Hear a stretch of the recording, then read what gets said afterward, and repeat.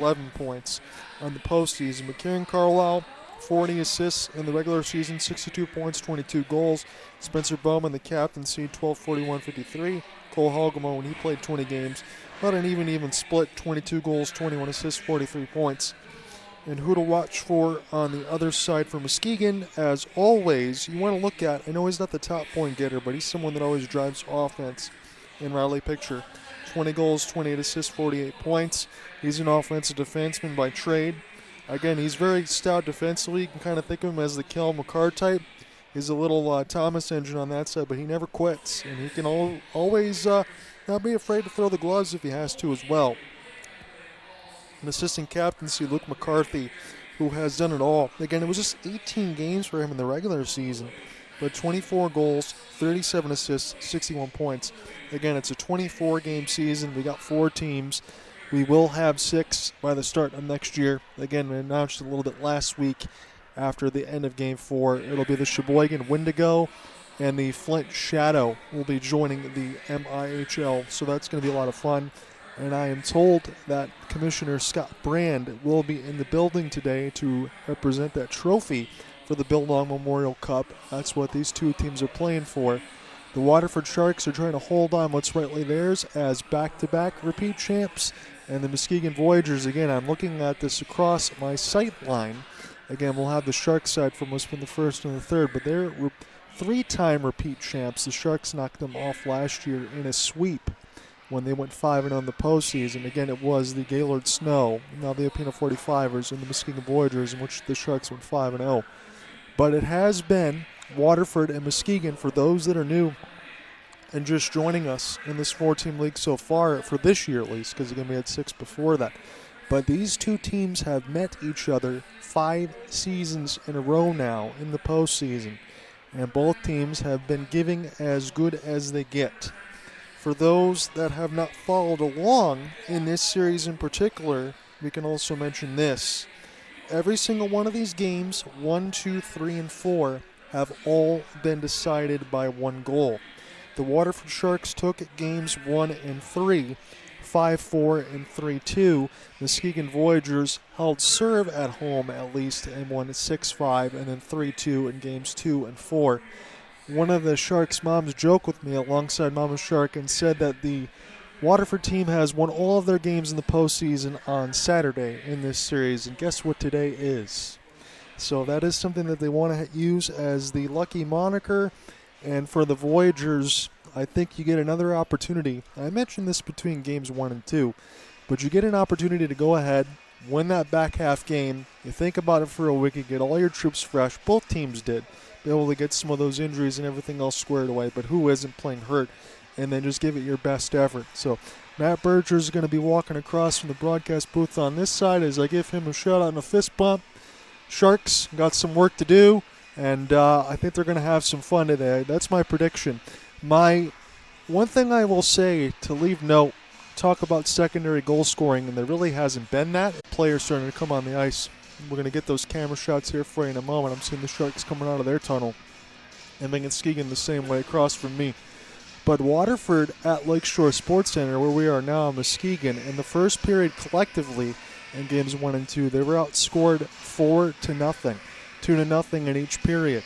Now, in Waterford, where we were last week, the Sharks were able to take that first period in totality in 3 and 4 and be up 2-1. But they cannot start behind multiple goals again in this Game 5, because believe me when I tell you, both of these teams are incredibly offensively dynamic, and they can bury you if things go wrong very quickly. So the Sharks need to get off on the right foot and be ready to play from the start of the opening 20 all the way through 60 or however long it takes, because we have not also had a game that has gone into overtime yet. That might be another one of those anomalies. Will we break that? Will we get a multiple goal win? Will we finally get an OT game? I mean, this has been as good as it gets between these two, and this should be a lot of fun. Lakeshore Sports Center is pretty packed. I see a good section of Sharks fans. A lot of moms are making the trip as well, which is always nice to see. Mama Shark said she brought the cowbells to be able to represent all the way across for the Sharks Again, I will get to the shout-outs and everything else as we get along through game time, and I will sparse those out. I did get about 15 different players, and then I will shout out myself and the crew at the end of the cast as well, however that is. And I'm really looking forward to this.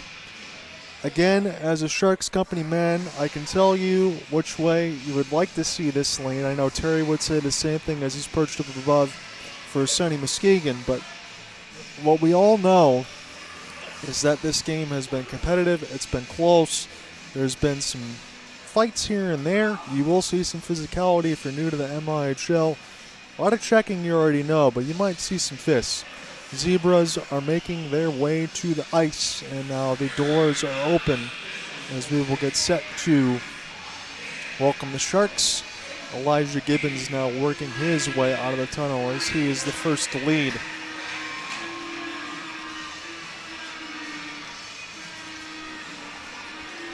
See Tyler Groth, number 29, getting the spin around.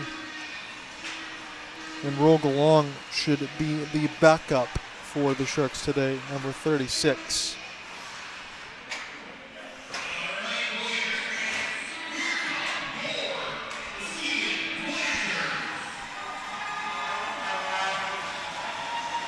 I would say it seems Martina, as cold as it is already, even the Zebras have a little bit of the sniffles. I'll probably feel the same way as it's all said and done, but let's get it done in a win. That's what I ended up saying. It is absurdly cold. But again, I can't bring a coat on that set because it is blue. Don't want to get myself in trouble, but they do see the Sharks gear. I will have some interesting stories to share after all of this stuff is done, so look forward to that at hopelesssportsguide.wordpress.com per usual, at John Reinott, when I close everything out for you in a few days as far as all the other coverage, as far as the written and everything else.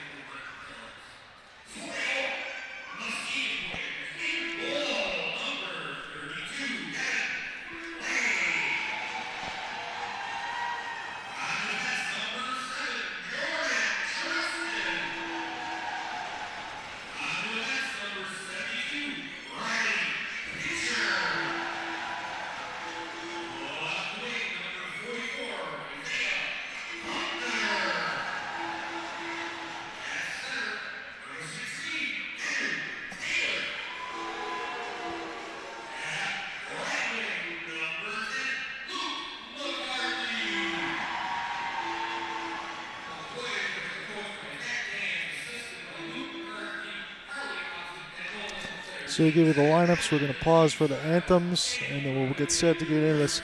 Look forward to it. Sit back and enjoy, everybody. Should be a good one.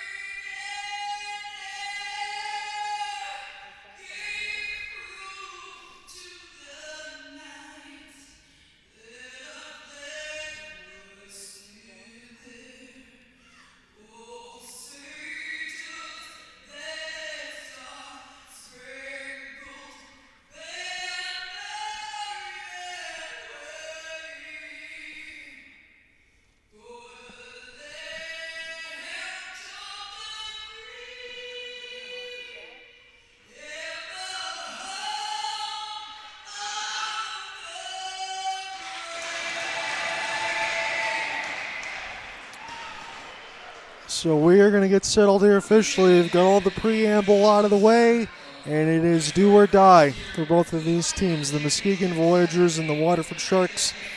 Game 5 and a best of 5 to decide who wins the Bill Long Memorial Cup. Just got the head nod from number 5, Papa G, Nick Papandrea on the back end side, as he's affectionately called. This is going to be a lot of fun. Get some stick taps there from Grego, fired up from the boys, fired up even from the Zebras. We know we're going to get a lot today. My $1 million question is to all of you. Do you think the one-goal swing of games is going to be broken today? Do you think Muskegon comes out big? Do you think the Sharks come out big? Because I want to see what happens in this first 20. I want to look to see if one of these teams can take complete control and not necessarily cruise through the next set of 40, but set the tone. I think that's the most important part of it. Again, these offenses can absolutely put you to shame if you're not ready to go here from the start of it. And you know the juices are already going to be flowing in a championship game that goes the distance. Because let me say it to you like this. For the Florida Panthers and the Edmonton Oilers last year, the Panthers raced out to a 3-0 lead, and then all of a sudden the Cats had to deal with some laughers here, tense things all the way up to Game 7, and then Sam Reinhart ends up scoring a critical one. So we're underway here now. Grego able to win that puck back, get settled back and enjoy for do-or-die hockey as Elijah Gibbons work his way in behind the net against Isaiah Humpner. Muskegon now trying to hold this in on the left side blue line.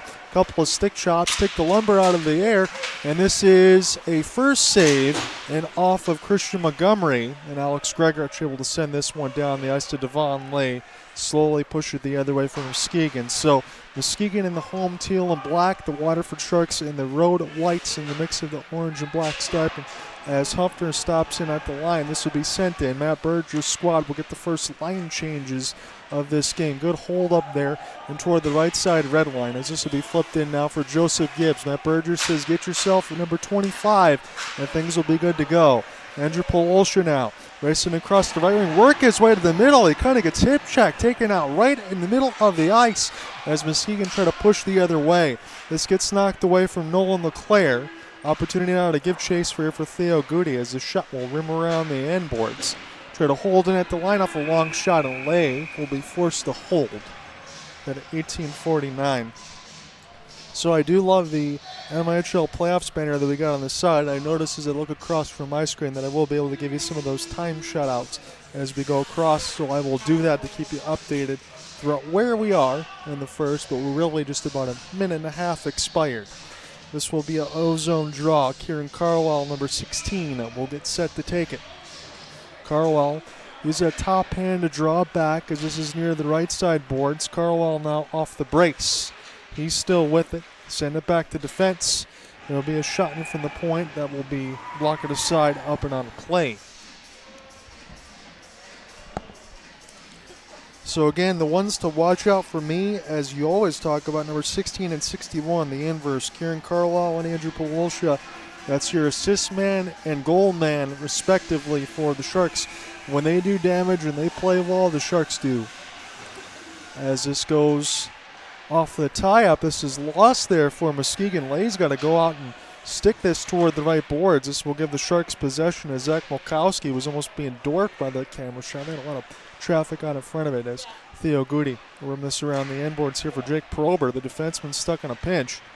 And Prober, as this one is intercepted right in between the dots, the Sharks try to survey across, and this will be sent back down, eluding Gibbs and off the long outstretch.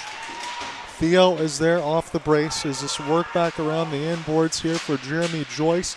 Puck gets blocked this side up into the air and sent back into the neutral zone. Here's a rolling puck.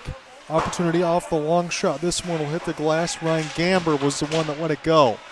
Now in toward the right side for Jeremy Joyce. The Sharks able to get this out. They'll go ahead and get some new troops as well as this one shoveled into Muskegon's end. No score just yet at 17:35 left to go in the first.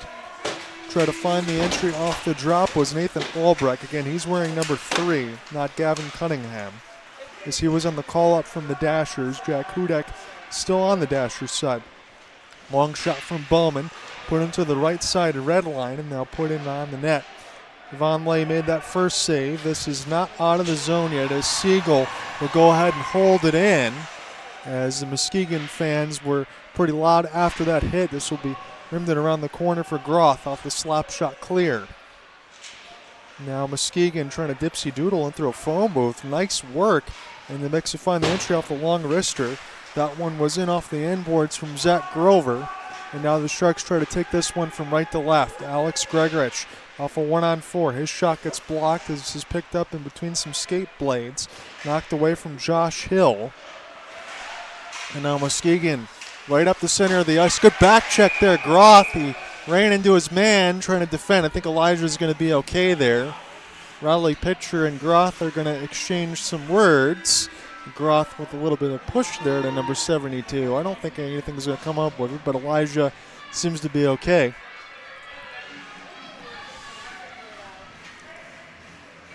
.36 left to go in this scoreless first. This is game 5. Series is tied at 2-2, and there's no other spot to go here. Winner takes the championship, the Bill Law Memorial Cup. Sharks trying to be back-to-back champs. And Muskegon, that's a good save by Elijah Gibbons. And off of Andrew Taylor. And now intercepted. Sharks will try to get a piece of it off a long pass. We'll take this one from dot to dot. As he just gets around the traffic there was Kieran Carlisle. Flipped in toward the left side blue line. Isaiah Humpner going to go ahead and cheat for offense on the opposite side of the red. Muskegon try to jam in at the line, and Matt Berger wants to stop these plays before they ever get started. Stop those long breakouts for Muskegon. That's how they manufacture their offense. They'll race now down the left wing. Good cancel off by Gibbs. Sent back around now for Keppel on his backhand. He works way behind the net, gives it to Joseph. Good outstretched pass, this one, and off the backboards for Kieran Carlisle, and the Sharks have iced it.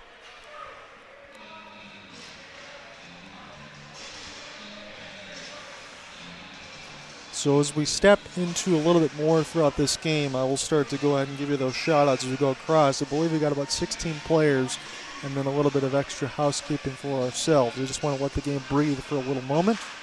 Kieran Carlisle, this is off the shot that'll be deflected up into the air by Zach Cuthbertson and put to the right side corner. Muskegon off a good puck retrieval, but this is intercepted now. Papandrea able to get this one out with his outstretched pass, and the Sharks will battle for it here for Hunter Keppel. Almost turned over to Polosha as he circled in behind the right side circle, and we get a whistle icing against the Voyagers. About 5 minutes have been expired of this first 20. John Eider with you alongside the Go Live Sportscast is Elijah Gibbons, getting the post settled underneath him on the left and right side. Get an O-zone draw. Gets set to take it as Zach Molkowski. Now toward the left side bumper. This will be cleanly picked up here for Muskegon and Ryan Gamber. Gamber off the drop pass as this goes toward the left side dot. Then around the end board. Zach Campbell will try to play this in between a couple skates and blades, and Theo Goody off the bounce and off the end boards will send this one down. Sent back around now for Joe DeWitt. He's got to do some housekeeping in his own end near the left side boards. Try to take this one cross ice. Sharks intercept it right at the line. And they'll try to see if they can get any offense going as this puck is jumbled right up the center ice. Zach Molkowski now try to give chase. And they're going to say Muskegon's going to get there first. A little break for DeFay.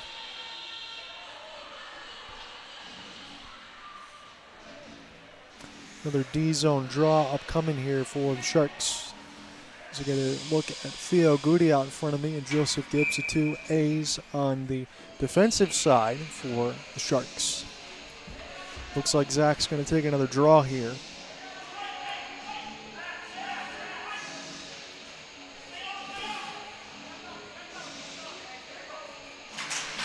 We'll brush this one out here for Gibbs. You don't see the defenseman normally take the draw. He actually won that one off the bounce out for Molkowski.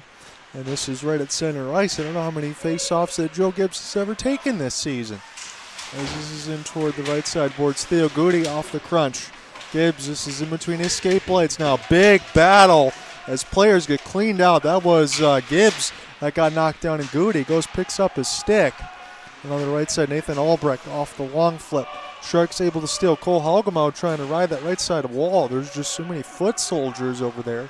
There's about 14:05 left to go in this scoreless first. Find the entry off the long flip. This is Elijah Gibbons. Brush it aside to the right side red line. We'll start again. Theo Goody, outstretched pass. Sharks will let this one go. Spencer Bowman near the left side of the wall as Sharks try to force the steal. Cannot do so. Find an entry with speed there for Schaefer off the backhand. Sharks will send it away through the neutral. Couple of stick taps. And Muskegon will retreat. Get their foursons all squared away for Isaiah Homler. He's pretty much pinched all the way left or right side for number 44. Is this a race on the right side red line and a pass across? For Micah was able to get a piece of it. Spencer Bowman. This is off the drop now for Luke. Luke tried to send this around here for Spencer. Be brushed aside by Lay. Now Luke McCarthy get a chance, number 10, to start things in his own end. As this is a shot that will be deflected toward the right side dot. Muskegon trying to enter with speed as Siegel tries to finish his hit. I think Siegel hit more of the boards than his man, but ended up getting the puck nonetheless. Muskegon, again, the blue line side, long shot will be gloved and held by Elijah Gibbons. So for Coach Matt Berger, his daughter Stella Sloan, cheering from Royal Oak, and we wish good help for Bob Holt in Utica for Matt Berger. I'm going to knock my way through this list as we go across. I promise I will leave mine as well. So we appreciate it from Matt's friends and family, as I know he's busy doing the head coaching duties. Isaiah Huffner now.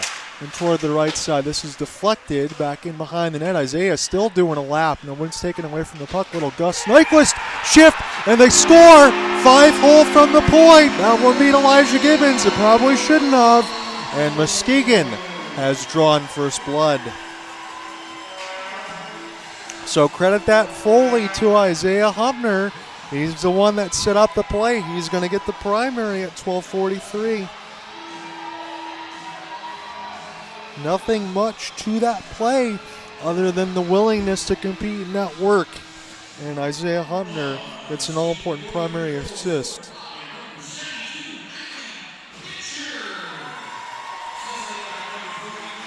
So Riley Pitcher, 44. And now we got the other side. Back pass across. Lay makes the save.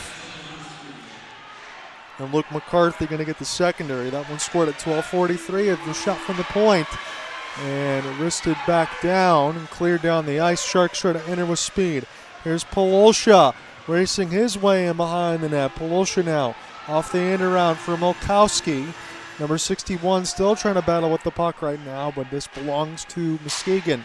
Again, they've outscored the Sharks in the first period in this building from games 1 and 2 and now 5-0, as it's 1-0 officially in our game with 11:55 left to go in the first.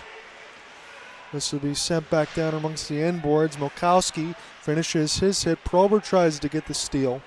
And Max Campbell will put this in behind the cage of Lay as players really come together near the right side boards. Molkowski with it. Parvo to the net. Saved by Lay. Was on his forehand. That was good work there from Zach. And this will be iced against the Voyagers. What better time than now to try to capitalize? I can't imagine Muskegon's too tired after scoring that goal. That's going to lift you up a little bit more.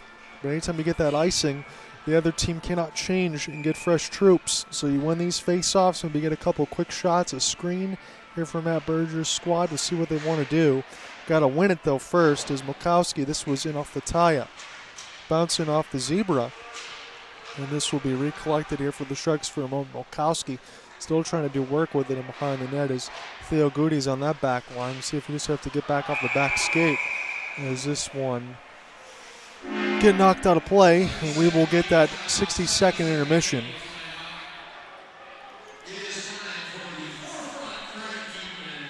I'll step aside in the middle along for their intermission.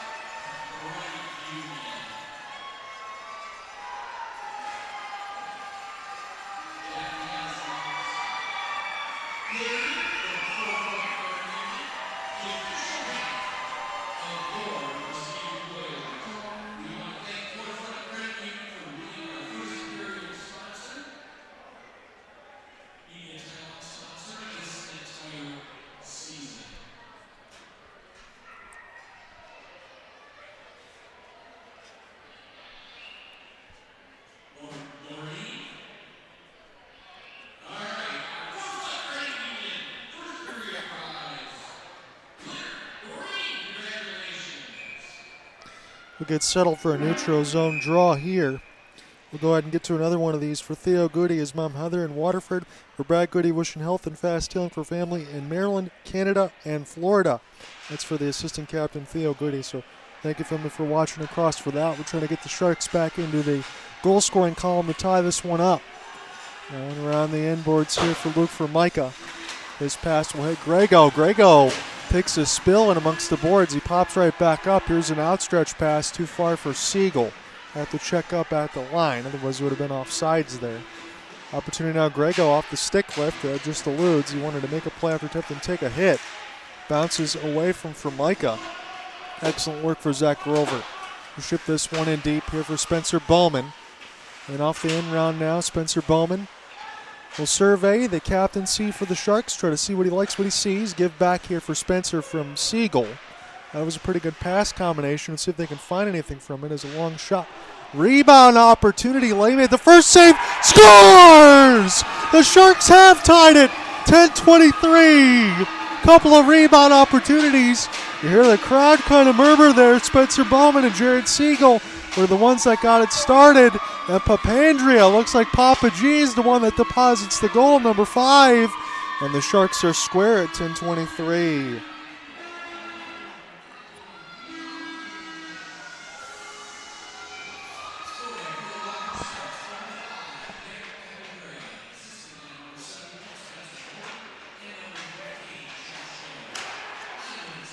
So they're giving it to Josh Hill and Spencer Bowman. Bowman's got the primary. Papandrea as the game tire at 10-23. And the Sharks have made it a 1-1 game. That is what they needed to do. Here's another opportunity. That one goes wide and off the end glass as Polosha will hold this one deep. Back now for Jordan Truxton. Truxton's pass is a rolling vulcanized rubber that the Sharks have to check back up on into the neutral zone here, and Elijah Gibbons will go ahead and give it a look, but they're going to say Muskegon was way offsides. I think Luke McCarthy was too tired to go ahead and take a change. He just wanted to see what he could do. Tyler Groth, good pass in between two players. Job's not done, though, as Muskegon will push Waterford all the way back in their own end, and they're going to have to take a whistle. This will be a neutral zone draw for 9:31 left in the first. We're halfway through this first set of 10. My name is John Ott, listening alongside the Go Live Sportscast. We are happy to have you.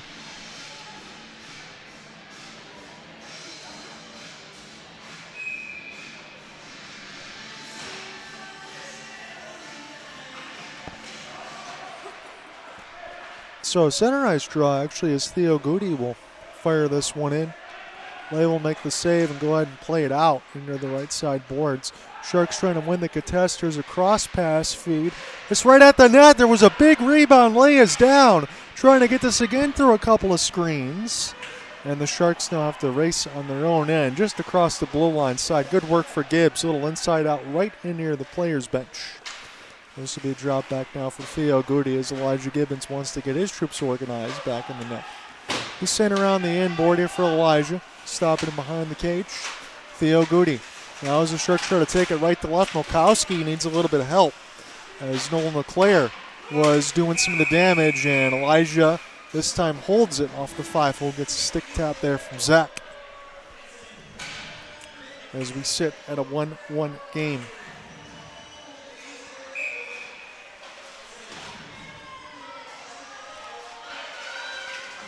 This will be an offensive zone draw for Jeremy Joyce.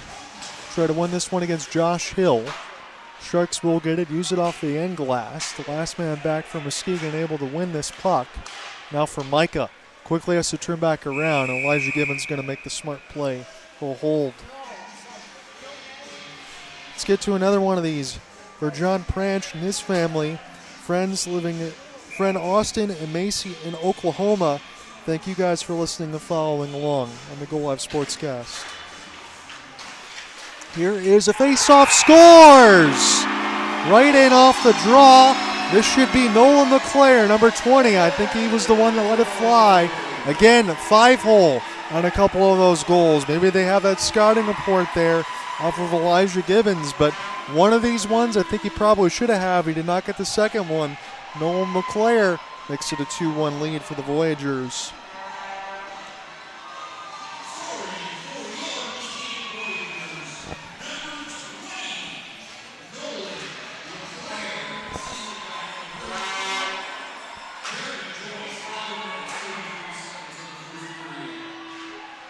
So Jeremy Joyce going to get the primary.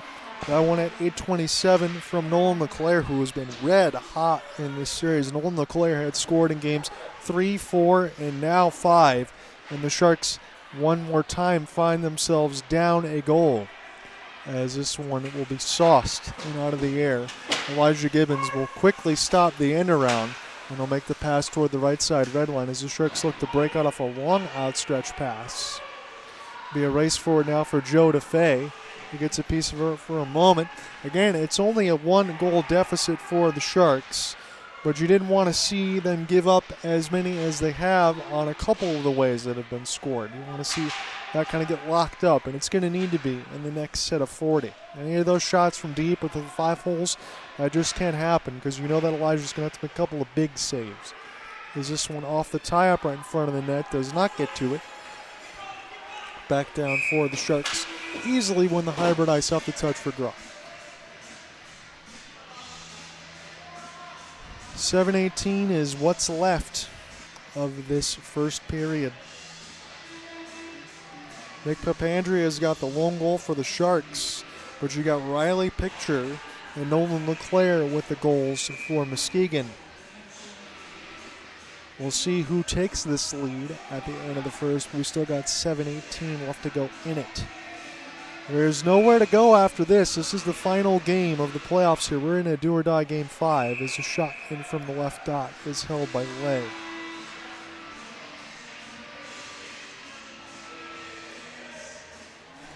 And when we do get the Sheboygan Wendigo and the Flint Shadow in the season next year, you'd have to think that Muskegon and Waterford are still going to be the top picks as far as being into the postseason, getting in the finals again. If you've done it for 5 years in a row, you can make it 6. Another shot. This one is a quick glove save for Lay. And toward the left side dot, so the Sharks starting to win a couple of draws and put that together, which would be paramount. Zach Mulkowski going to get set to take it. This will go toward the left side boards. That's where Riley Picture is. Sharks will keep this on the right side. Blue line and a big hit. Sharks cross-checked after that as well. The first one was clean, maybe not so much the second. As an elbowing, I believe, is going to be issued against Muskegon. That's what I saw from the Zebra, at least from my sight line. Again, I have the Sharks netminder, Elijah Gibbons, with me from the first and third. When the action change ends, I will see a lot more of that on top of me. For everything else, I will need to use the screen. But it is indeed a penalty for Luke McCarthy, the assistant captaincy in the box for elbowing.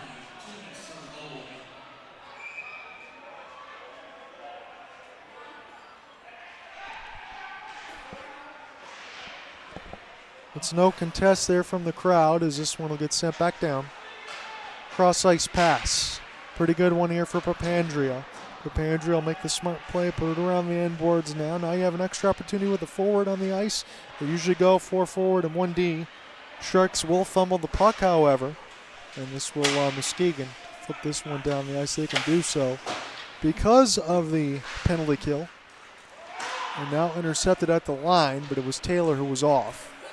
And Muskegon essentially going to go ahead and take that time and throw it back on their own net because they don't want the Sharks to touch it. Settle back down again. This time it'll be Joe Gibbs. We've seen number 25 go end-to-end and score goals on the power play or shorthanded. It's like that Victor Hedman type for the Tampa Bay Lightning. He can do it all. Cole Halgamo off the seam pass. Have to pick up his own bank off the end boards, and the Sharks find a way right up the gut. Spencer Bowman off the long shot. This one will get sent in. Lay stops it, and then he has to give the rebound there from Nathan Albrecht and force a hold. Fives are wild. That's what time is left. 5-5-5. 2-1 is our score. Muskegon is out in front. Nolan LeClaire has the latest. Gregorich going to take this draw. Just kept in the blue line now for the Sharks. We'll see what they can do. They got the first power play of the game. Don't know how many more they'll get. Cole Halgamo into the traffic. 5-hole save by Lay as this is at the right side red line. Pressed in on the end boards off the long outstretched feed. Here's an opportunity shorthanded here for Muskegon. Back end defense there. Josh Hill able to knock his man down. That was Jeremy Joyce. Fans wanted a penalty. They're not going to get it. Off the lead for Gregorich. He was near the left side of the post, but the puck didn't get there. Now Joe Gibbs, high slot. He lets it go through the traffic. This is deflected, picked up now for Cole Hogemo. Spencer Bowman. Gregorich is right there trying to obscure the sight lines. He's got it in behind the mesh, but he throws it right to Muskegon. And they can go ahead and safely clear this one down the ice. Penalty going to set to expire here right now. So Muskegon is 1 for 1 on the kill. Waterford 0 for 1. Find the entry now as Riley Picture, the captaincy, the defenseman, no stranger to go ahead and run an offense. He was all the way down the ice. And Joe Gibbs used this one off the end boards. Here for Cole Hogemo. Pass to the right side, fake the wrister. Gregorich does let it fly on the second effort, and Lay has got it with the glove.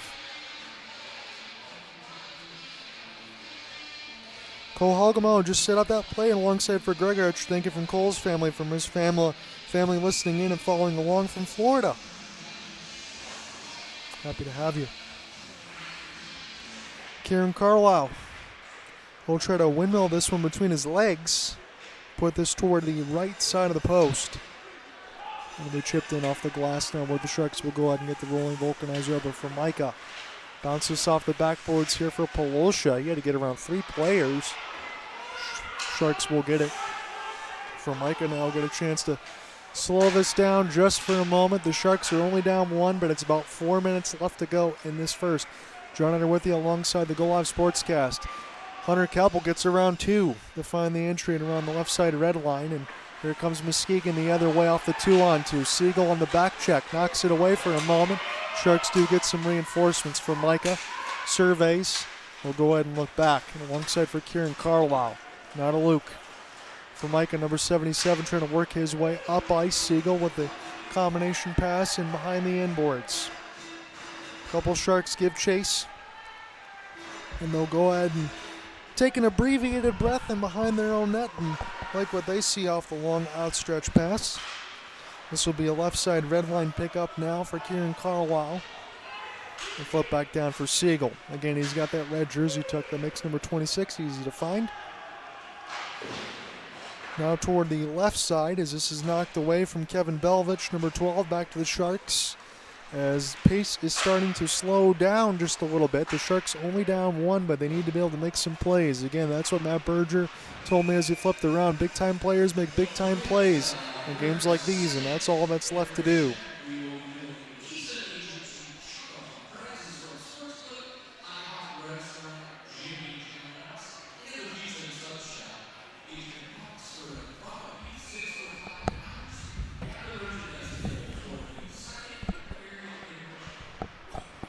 Being ozone draw. Quick shot, and then the Sharks score right off of it. Thank goodness I was looking at the monitor because it's 3 minutes right at the marker, and the Sharks score right off the draw, and that's exactly what they needed. This is a clean win back. Wilkowski. That looked like a designed play for the Sharks, and Max Campbell with his fist in the air because he's the one that scored at number 8.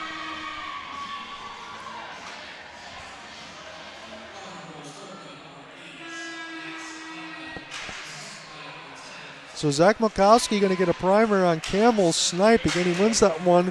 Campbell cuts right across. He aims for the bottom right corner of the net, and he deposits the check. Now the Sharks have some traffic on the front of the net. Prober was just launching himself, number 20, the Highland, Michigan native. That's where my hometown is right now. This one's sent in behind the inboards. Look at my shout-outs at the very end of this one. Hopefully in a win. 2:30 left to go in this first. Max Campbell's just tied the game at 2, and Gibbons will make the glove save in off the rush. So as we mentioned in games 1 and 2 at Lakeshore Sports Center, Sharks were down 2-0 at the end of the first. We've already had a ton of goals.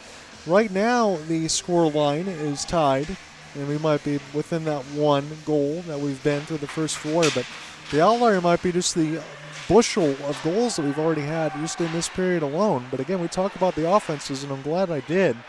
Theo Goody, this one in off the tie. Papandrea will send this one down deep. Sharks did not gain the red line, so they've iced it against themselves.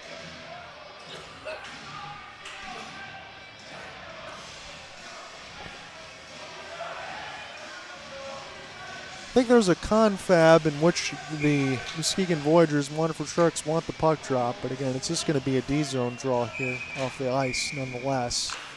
And Josh Hill and Jeremy Joyce both look none too pleased about that whistle. Joyce had won it clean, and he'll try to do so again, and he did. This is wristed through the traffic, bounces off Muskegon bodies. Good save there for Gibbons, had the traffic on in front. In between for Ryan Gamber, let the backhand go. Spencer Bowman now on his wrister, who works his way backhand toward the left post. And somehow rebound does find Lay with 1:54 left to go in the first. So the Muskegon goals and Nolan LeClaire and Riley Picture, again that was a 12:43 for Picture, Nolan LeClaire at 8:27, have been answered by the Sharks. Nick Papandrea, the defense, at 10:23, and forward Max Campbell right at the 3-minute marker has made it a 2-2 game. Keppel, and off the tie-up, I'm surprised he didn't get called for a trip there. Must not have got the stick in the legs. One of the Voyagers did go down. Here's a hit, Siegel able to brace for it. Now Muskegon will take the long flip down the left side red line. Try to finish the hit. Luke McCarthy, excellent avoidance near the left side red line because he would have got absolutely paintballed in the corner. This is kept in off the deflection and work his way off the backside of the net of Elijah Gibbons. As we've got about 80 seconds left to go in this first period. It's a 2-2 game. Finding entry off the drop pass. McCarthy again. This one reverberates off the end glass in Muskegon. This is where we are for Game 5. Muskegon has the #1 seed. They've been that way pretty much throughout the entirety of the MIHL. They get to host Games 1, 2, and 5. The series was in Waterford last week for 3 and 4. Picked up at the red line as we're underneath a minute in this 2-2 game. It's been a thriller of the first. It's been a thriller throughout the series. Find the entry now from left to right does Muskegon. Off the long flip again. This one bounces right in front of the right dot. And now the Sharks try to find an entry pass. Couldn't do so. And Papandrea and Gibbons will just team up to slow it down.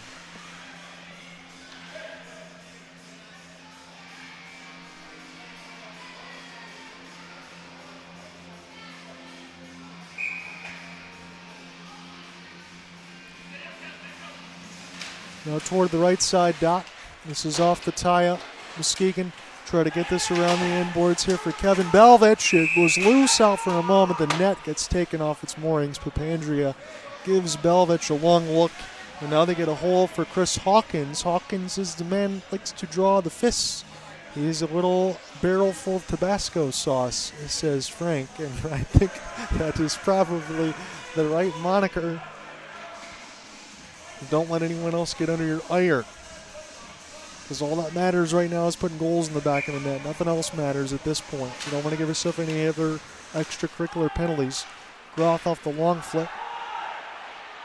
It's been touched with some skates. The Sharks wanted a hand pass. They're not going to get that one there. That would have gave them a neutral zone draw at least. They'll contend behind their own net. Groth. Beautiful pass off the embankment. This will go to the blue line side now for Muskegon. Little move for Nathan Albrecht and a whistle away from the play at 10 seconds as a helmet is on the ice. So anytime that happens, you're going to blow play dead because you don't want anyone to get hit with a puck or take a body check. That's Grego's lid.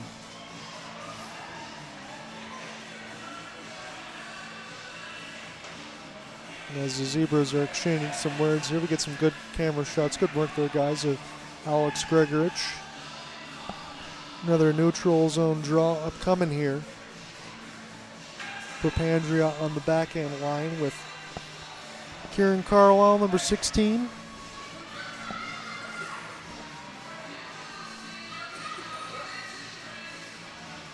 Hunter Keppel's got his position out wide. Kieran, this one in off the drop toward the left side boards. He's too far for Polosha, and Elijah will go ahead and play it there for Papandrea. His pass does not get out, but that ends the first period. It was an entertaining one. It's 2-2 after one. Again, Riley Picture, Nolan LeClaire, Nick Papandrea, Max Campbell. So there'll be a lot to set up in my Facebook recap. When we start the second, I'll give you more shout-outs as we go across. I still got a lot of work to do. We get the sponsorships across. So after one in this championship game, The side who wins Belmont Memorial Cup. It's 2-2. Come right back. We'll call more.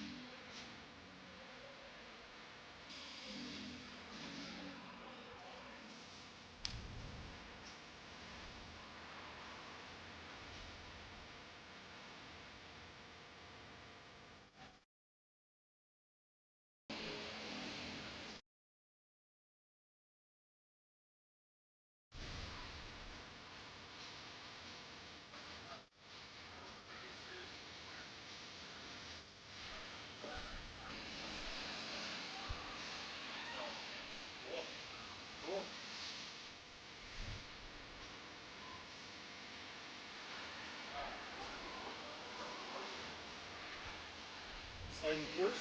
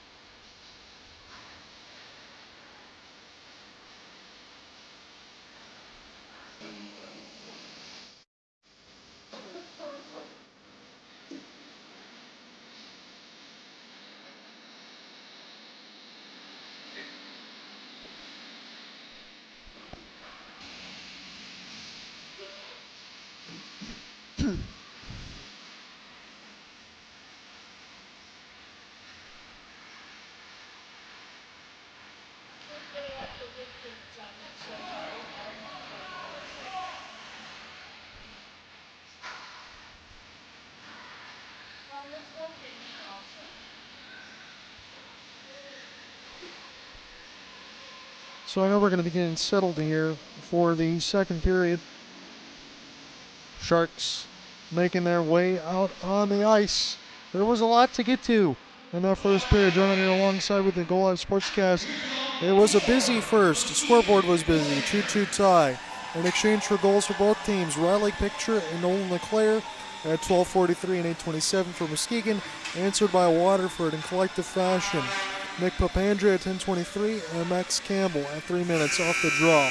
There was a sweet goal off the assist there for Zach Molkowski. A little cruise to the right for Campbell. Finish off with the wrister. Pretty good work there. Again, let me give you a couple of these other shout-outs across. And for Zach Molkowski and his grandparents, his dad in Westland, Michigan. Want to throw that out there. Thank you for listening. And for Rule and Ruben and all the Glongs, Jeremy Martin, family in Ontario, and family in and around Metro Detroit. Thank you guys for tuning in as well.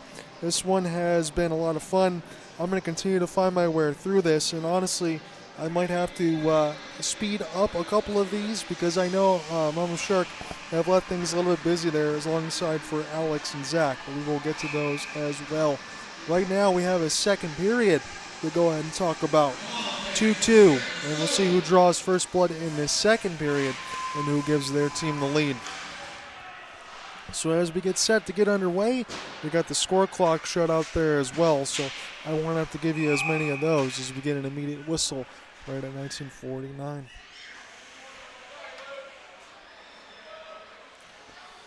So as I was talking about from the pregame side, when you think about what's the statistical anomaly going to be, that might be the 2-2 score that we've already seen 4 goals scored in the first period. It's not an anomaly for these offenses, but we haven't seen goals like that in this series and that type of span that quickly.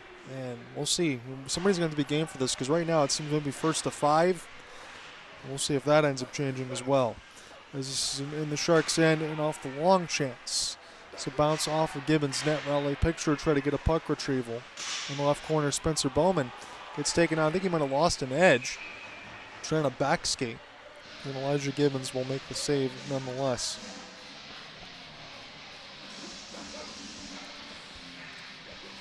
This is a winner-take-all Game 5 of the Michigan Independence Hockey League Finals. My name is John Ott, and we have nowhere else to go today. The Bill Long Memorial Cup is in the building. We will get a chance to get those camera shots, maybe even some post-game interviews depending on what happens here, as Elijah Gibbons will play this toward the right side end boards. Again, we've switched ends, so I have Devon Lay on the other side for me on the Sharks pressure for this second period and see if they can try to find something and off the end around for Jordan Truxton, assistant captain. Here's a chance off the backside. Hunter Keppel tried to get a piece of it, but he got knocked away off the body. Otherwise, he probably could have stuffed that in toward the right post. That was some good defense there for Raleigh pitcher. Here's a chance right out of front. Lay is down. And now trying to get a stick on it there was Kieran Carlisle, but he just couldn't do it. Lay probably saw his light flash before his eyes a couple times as Muskegon will try to rush the other way. This one off the outside of the cage is going to give the Sharks some possession and a chance off a 2-on-1. Cole Halgamo racing to the back post. One of the Sharks gets taken down. They're going to be a man down here as looks like Cole Halgamo, big hit into the right side board. So the Sharks trying to give us good enough. Cole Halgamo, a monster hit the other way against Andrew Taylor. I know that was going to be all of our camera shot as we get a delayed hand in the air. Cole Halgamo, I think, might be getting a penalty unless they say they're going to need some other reinforcements on the ice. Well, Cole Halgamo, after taking his hit toward the right side red line, he punished toward the left.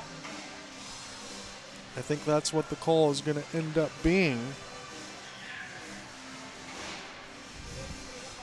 That's not what the Sharks want to do, but Cole Halgamo is the one that's going to take it because he was the one that had a fever dream as far as seeing some of those hits. He wanted to retaliate. So Halgamo at 18:05. And hopefully for Muskegon that does not give them life to try to tie this one up. That's what the Sharks fans are hoping not happening. As Nathan Albrecht get it back in there from the point. Here's the cross pass set up. Rister, this one will go wide. That was let go by Ryan Gamber. Muskegon gets their first power play of the game. Waterford 0 for 1. Albrecht into the traffic. Sharks able to clear this one down the ice via the backhand. Good interception there for Albrecht. Again, the call from the Dashers in the Federal Prospects Hockey League. That's one step up away from the MIHL. Now in toward the left side red line. As this will be collected a couple times. Got about 17-15 there officially. Penalty time is about 1:05 to Cole Halgamo. Now toward the right side bumper. Albrecht was the one that gave the pass across. Muskegon still with it. Try to work their way on the forehand. They're kept to the outside right now against the wall. Cross pass now near the left dot. Muskegon should be able to hold this in alongside for Nolan LeClaire. He's got one of the goals here for Muskegon, but Waterford does get this out of the zone at least. Try to check back up quickly now are the Voyagers. Excellent work for Albrecht. Little inside out against the zebra there and behind the net of Elijah Gibbons. Recollected now near the right side. Here's a long wrister. This will be a dangerous bounce on in front of the net there, but Elijah Gibbons didn't have to make the save. Sharks will find a way to get out of it. 20 seconds left of penalty time. That's what Cole Halgamo is hoping. Behind the inboards now. Sharks will do work here in Carlisle. Has to get around 3 Voyagers Isaiah Huffner dispossesses him of the puck. And now the Voyagers can start again on their own end from right to left. Again, they are on the home plex with the teal. Waterford Sharks are in the road whites. Riley Picture got a ton of speed. He's always dangerous, number 72. On his backhand now against the end boards. Kieran Carlisle, number 16, trying to get this loose here for the Sharks. Cole Hogemo returns out of the box. Both teams 0 for 1 on the power play. Sharks now work their way up the gut. Offsides, they say.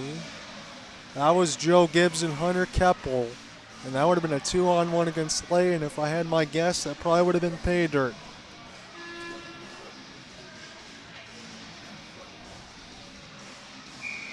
Tyler Groth's family in South Lyon and in Texas, thank you for listening and following along. It was nice to get to talk to Justin McComas and Tyler last time on the game 1 and 2 side. We appreciate them giving me some quotes.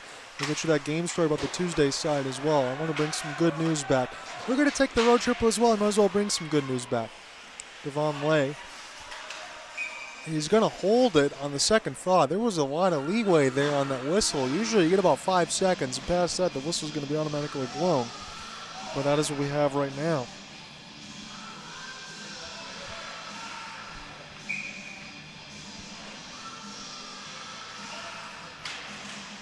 Get you an ozone draw here for Waterford. Polosha gloves it down, sends this one toward the net. Lay looks behind him. That's a good chance to, on the second pair, to get some different sight lines from me to Lay to you. As Hunter Keppel will flip this one in behind the net of Lay around the glass. Sharks off the spin and turn for Micah. He's a big man to take off the puck. And now he finishes the hit as there's a stick right in between the Sharks bench. Lay comes back behind to close it out. Zach Molkowski tried to get a theft in behind the inboards of Christian Montgomery. Touch the other way for Polosha. U of M man. Work his way in behind the net now, number 61. Always so dangerous. Hopefully everything else for his goal scoring is not going to be bothering him, because I know he's been nursing the shoulder. A lot of these guys have been beat up. Montgomery behind the inboards. As Papandrea will give chase alongside with Campbell. Campbell scored the tying goal right at 3 minutes for Waterford. Nothing yet in the second as we get another ride into the right side boards. Montgomery now with it. Try to send this one through the goal mouth, and the shot gets blocked aside by the Muskegon defense. Inadvertently race for the puck. A battle. Milkowski, that was excellent work there. I think he got all tied up with the stick. As they play on, we say. Flip back down the other way off the backhand, and Milkowski, nice burners here. Number 10 sends this one across with Pandra. That pass a little bit too hard off the blade. And now near the players' bench. Zach will get some secondary help. They will flip this one in. Now Siegel, and off the pin and turn as we get an in around the boards here. Max Campbell will get a touch. This will be recollected here for Nolan LeClaire. We'll just shoot this thing toward the right side end boards. Muskegon finally gets entry right up center ice. Here's a delayed pass right in front of the goal mouth. This is too far for Elijah Gibbons. It's centered toward the left side post, and it's going to go in. I think it's a rebound on the side of the sightlines. I'll take a look on the camera shots that we got. But this was just a clear send-in from about center ice, and that started the puck possession. Not going to see what that hit, but it might have bounced off of some of those bodies in near the left post at 13:32.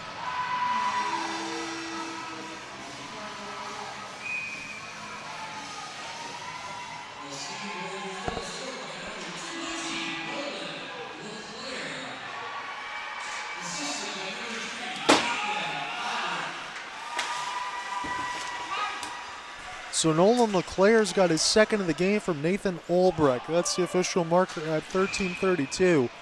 I think that had to have hit something near the left post from the camera shots that we got. Again, I'm on the opposite end from where we would be in the second, so I don't get to track Elijah Gibbons as well. But there was a clear send-in from about center ice, and toward that back post, there had to be something to bounce it off of. A lot of bodies, or a shot it from the point that Gibbons never found. Being ozone draw. This is the third time the Sharks have to play from down a goal. That one just missed the right side post. And how many times is that going to happen? Isaiah Humpner now Up the gut. He sends his backhand to the goal mouth. That almost caught Gibbons by surprise. You don't want to have that happen too many more times. As this will flip back now for Bowman off the give and go. That pass does not hit. Sharks, and off the deflection. Here's a rebound. Lay made the first save. This one's brushed to the left side red line. Bowman now try to get a tie up. Send it back in behind the end boards here for Luke McCarthy. Again, Nolan LeClaire, his second of the game. And now Luke McCarthy gets hit hard as he's tied up in alongside with Alex Gregorich. He loses his helmet for a second time. And I think the heat might be turned up in the kitchen for number 63 as far as being perturbed. I wouldn't blame him. This game's starting to get pretty physical. Again, we haven't seen fisticuffs yet. I wouldn't imagine we would see that in a championship game. But some of these hits have been pretty strong.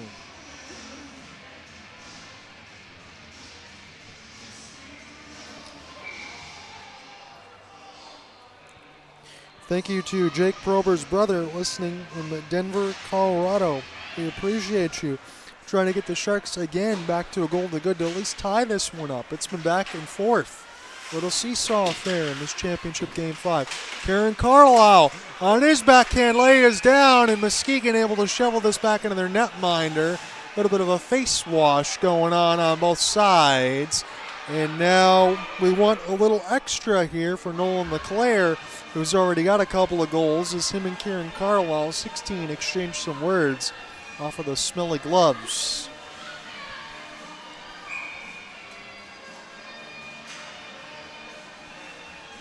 Hunter Keppel will take the outside portion of the wing and do it again off the top hand for Karen Carlisle. Won by the Sharks. This one deflected in front as Keppel takes a spill. And we'll get another whistle.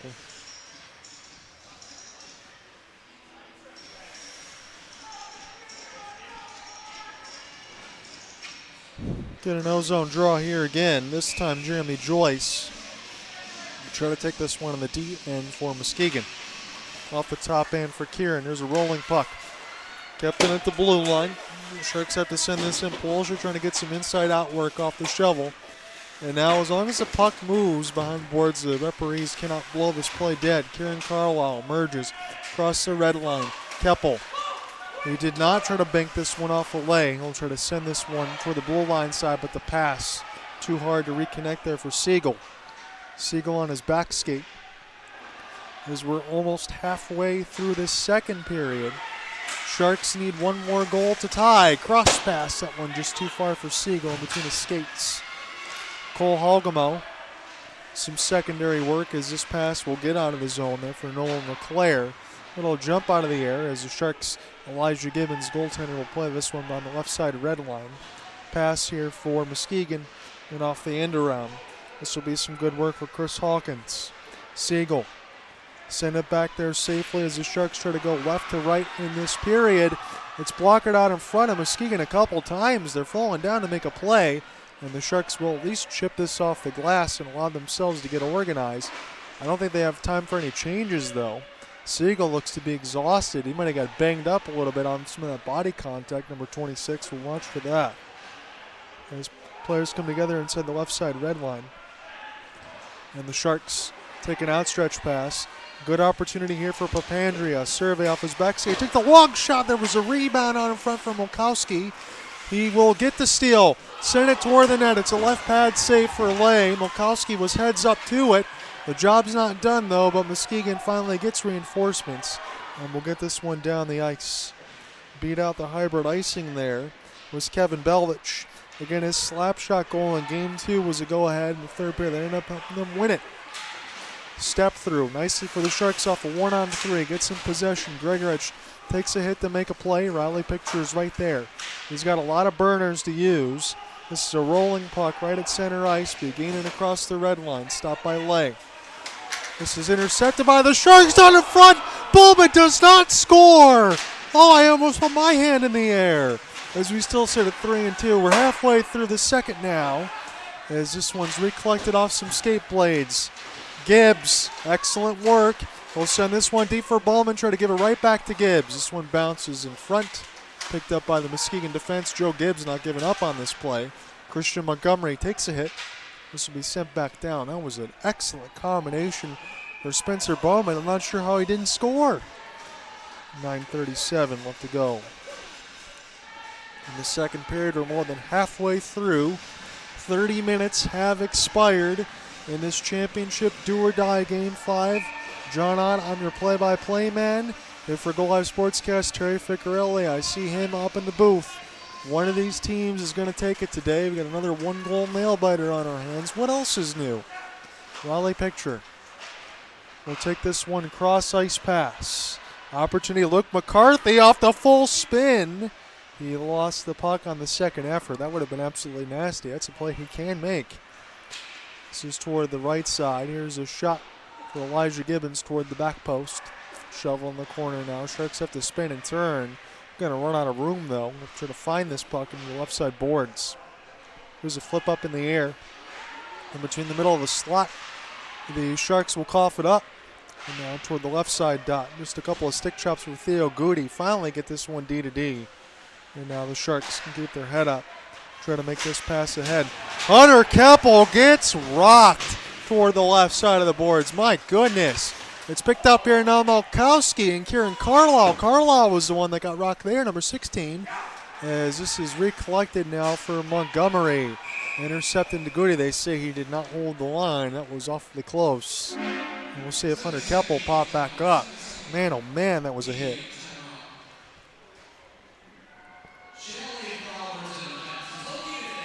Hunter Keppel is actually next on my sheet for family in Pittsburgh, PA. I hit a collective gaffes alongside you. I'm going to make sure that 23 is okay and give you the good news, because that was a ride against the right side boards.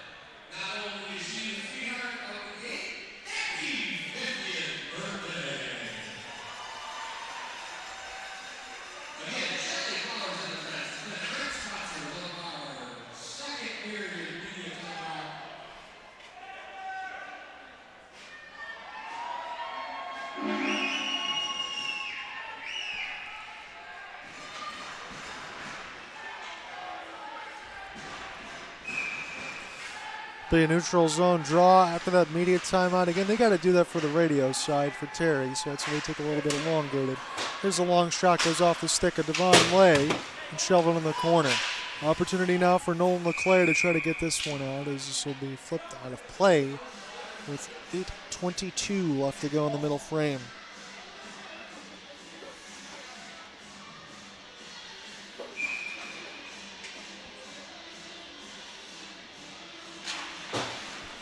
So LeClaire got his second, and alongside for Nathan Albrecht. That's all we have to tell you about in this middle frame. It's given Muskegon a 3-2 lead.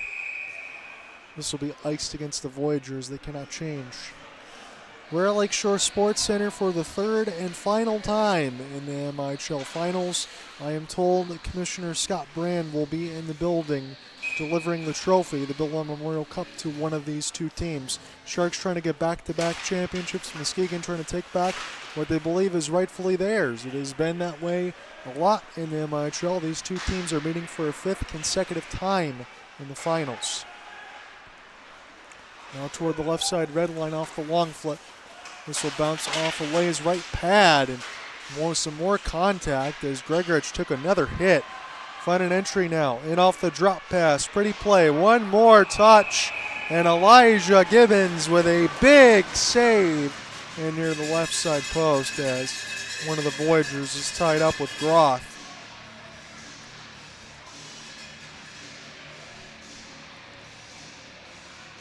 That was Joe DeWitt. Again, Joe DeWitt is one of those guys with Cole Helgamo. On last Sunday's game, when things got too physical, Cole Helgamo gave him some punches and some what fours. Andrew Taylor going to go ahead and take this one for Muskegon. It's put in behind the inboards now for Joe Gibbs. Gibbs falling down. We'll get this to his other defensive partner as we are starting to run out of time in the second period. It's been another nail-biter. Good seam pass. Josh Hill lost it in between escape blades, however. Recollected here for Nathan Albrecht. He'll spin and turn and lead to his net monitor. 3-2 is our score line. Sharks really need this next goal. Again, Muskegon has scored the first time. The Sharks have come right back to tie it each time, and now they need to do so again. Now to the right side boards. This will be kept in at the line, bouncing off the body. Long slap shot. Gibbons makes the save, and off the backhand effort, Gibbons able to find that too, but that was an awfully big rebound. But Gibbons stood tall for it.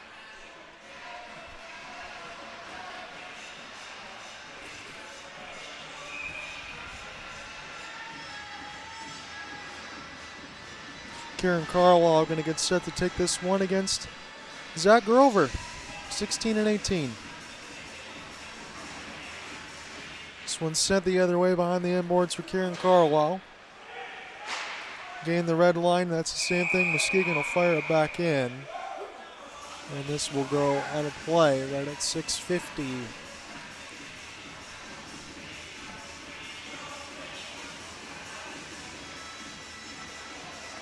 Want to get a little more time as far as the stoppages. I'll get across there for Alex. I still got a few more to do alongside my own shout-outs that we'll throw at the end, but there's a little bit too many for Mama Shark. I'm not going to say it's a full paragraph, but he's got a lot of family watching. Sent back now for Hunter Kappel, who is indeed back on the ice after taking that play, but he looks no worse for wear from what he's already dealing with. Polsha now. It's toward the blue line side to go D-to-D. Theo Goody. This is saved by Lay. Bounced up in the air. And now behind the mesh. As Theo wants the puck. Here for Kieran Carl. He gets pasted in amongst the boards. And now I got something in front of me. Hunter Keppel feeding bombs the other way against Nathan Albrecht, because holy cow, did Kieran get smoked. Hunter Keppel still going, and he's giving the best of it right down to Nathan Albrecht. Albrecht coming over with some serious overhand rights. And we got a big scrap that you can see all over the sheet, and I don't blame Keppel there, coming in the defense of his teammate. I want to see if Kieran's okay. I'm not seeing any blood as they're handing the gloves. Again, that's right at my sight line, and that's right in front of where we are, as the housekeeping duty is done the other way for Joe DeFay. That was one of the healthiest scraps that we've seen all year, until you're no stranger to that. But timestamp that at 6:23.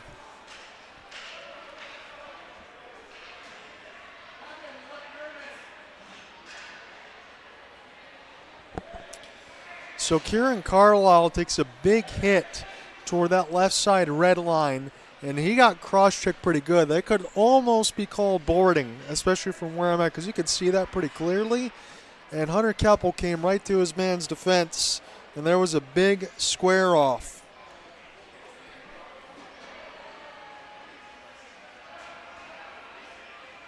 Between Hunter Keppel and Nathan Albrecht, number 3.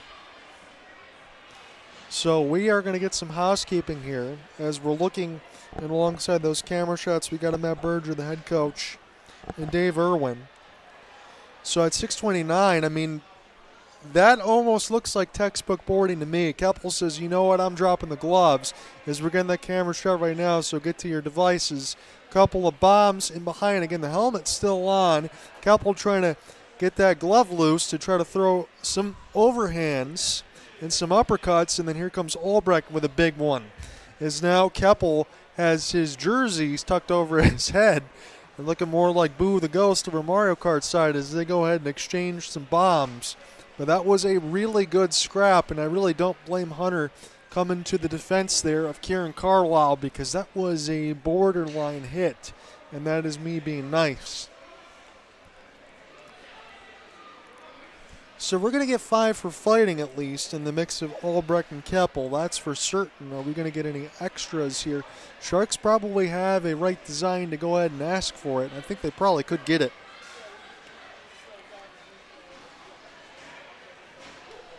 Good work there on the replays per usual, guys, on So, I'm looking at an ozone draw right now. Josh Hill and Riley Pitcher going to go have a little bit of a confab. And for Jeremy Joyce.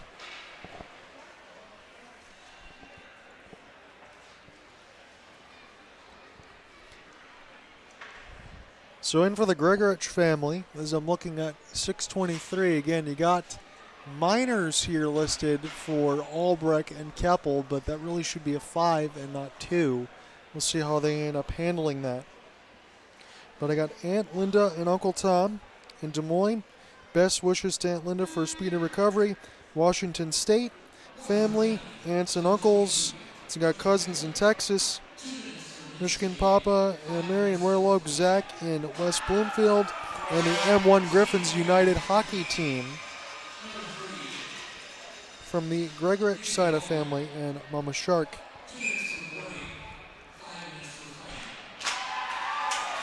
So 2 for boarding. That should be a power play at least there for the Sharks.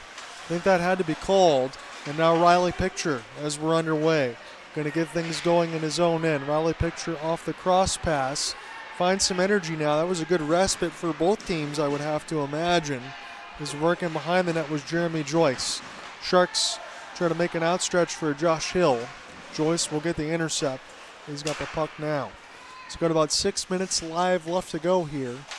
Spun now for Jordan Truxton. This one's picked off by the Sharks, and Grego gets hit toward the face off that last side, and he's got some words there for the Zebras, and I imagine Mama Shark will too at the side of it, because I saw her stand up. I can see that right where I am. It looks like Grego got hit in the mouth. Went off the drive-by from Truxton. He's been beat up pretty good in this one. And unless the Sharks get the result that they want, there will not be happy players on either side of the ice if they do not get the result that they want. But we made the trip. We might as well try to get the job done. That's the moniker here. Heavy is the crown, though. That's the other one they always use. Zach Mulkowski off the forehand turn. This will give Sharks possession. Papandrea has already got one. Trying to work this in behind the inboards. He was looking for Polsha, and that didn't materialize. This is intercepted. Good hand-eye right out of the air. Papandrea a little overskate of the puck. As he has to take a rough ride against the inboards. Kieran Carlisle was the one who got boarded. He is back out there on the ice.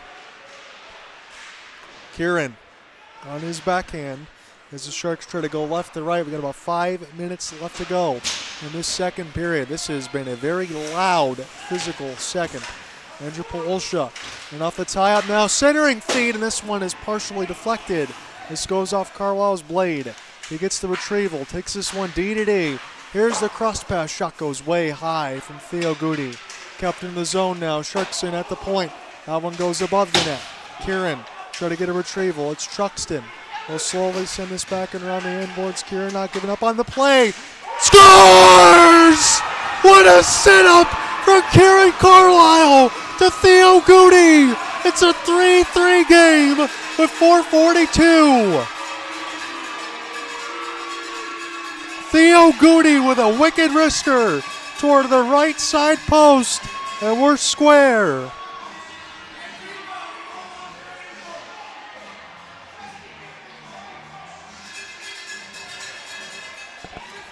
So I can mention this because I don't think I had a John Stonehouse quota last week. I didn't mention his name, but one of the ones we called in the championship was Theo Goody's insurance goal that gave the Sharks a 2-goal lead in the championship last year. Well, he scored the biggest one of the Sharks season right now. It's tied it from Kieran Carlisle's puck pickup after he was just boarded toward the left side red line. That, I believe, is going to be a power play goal. So Theo Goody, Kieran Carlisle, Zach Dance obviously hot about something. Another good camera shot. I'm able to give you guys some shout-outs, and I'm glad to do so. And you say, hey, you didn't see this boarding or whatever else on the other side? If I can read lips. Again, I'm not a master, but he did motion for boarding here that he thought should have been called against the Sharks. It was not. And we are tied at trace. So 4:30 left to go in this second period. It's a 3-3 game. And I did say when it got to 2-2, this might be first to 5, and I think that's where we're going to be today. Here's an opportunity off the long flip, and why was that whistled off? Alex Gregorich saying the same thing. And they try to flip the puck right to the referee here. Jordan Truxton will have to do it again. That's a curious whistle in my eye. And Grego's still coming over and having words. Josh Hill will get set to take it. Isaiah Humner as the forward on his back post. With Andrew Taylor, the assistant captaincy for Muskegon. So Theo Goody's wrister, and if that glass wasn't there, I might have got smoked in the head. As this is picked up here for a Raleigh picture for a moment. Good battle there. Grego's back out there. He gets taken down. Spencer Bowman gets it. And across the inboards for 63. Uses the outreach. Now in from the point. This is sent back in behind the mesh of Devin Lay. It's a 3-3 game. Spencer Bowman off the retrieval. And the high slot. Here's a pass looking across the goal mouth. They didn't shoot it. Diving play from Gregorich. And this will give the Sharks some puck possession. With 3:40 left to go in this middle frame. Theo Goody has just tied it. Assistant captaincy back on D. In the mix of Kieran Carlisle, who just got boarded and ended up getting a primary assist. So, it's got to feel good for him. Might take away the pain marginally, but you know what more will help with that trophy. Here's a wrister. And alongside for Bowman, Lay makes the save with the right pad. Sharks will go ahead and circle back. Off this pass across the left side red line and gain it in. Bounces off a Lay. Too far against for Truxton as they'll pick it up now for Christian Montgomery. Intercepted here. Groff deflected. And this one bounces off of Bowman. That was a good idea. Groff had the right wrister there. Bowman just couldn't get a stick blade on it. Bounce up into the air now for Muskegon. Try to send it back the other way. This has been with the Sharks for a lot for this back end of the second period as they've just gotten this tied. But how much energy have they expended? They've only been down by 1, but they've had to come back 3 times to tie this game up. Now they got to try to get on the right foot. It's a 3-3 game, and I do believe it's going to be first to 5. That's just my calling card. I was thinking it was going to be a high-scoring game. I thought maybe one of these teams would take complete control, but we're still within that 1-goal moniker. Jeremy Joyce now toward the right side. Zach Mulkowski.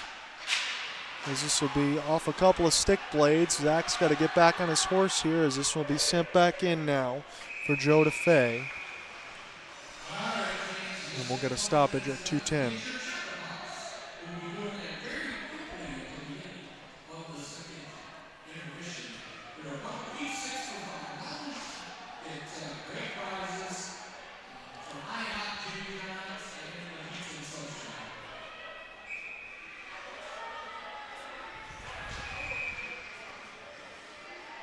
So as we get set to do this draw again, here for Mama Shark for Laura.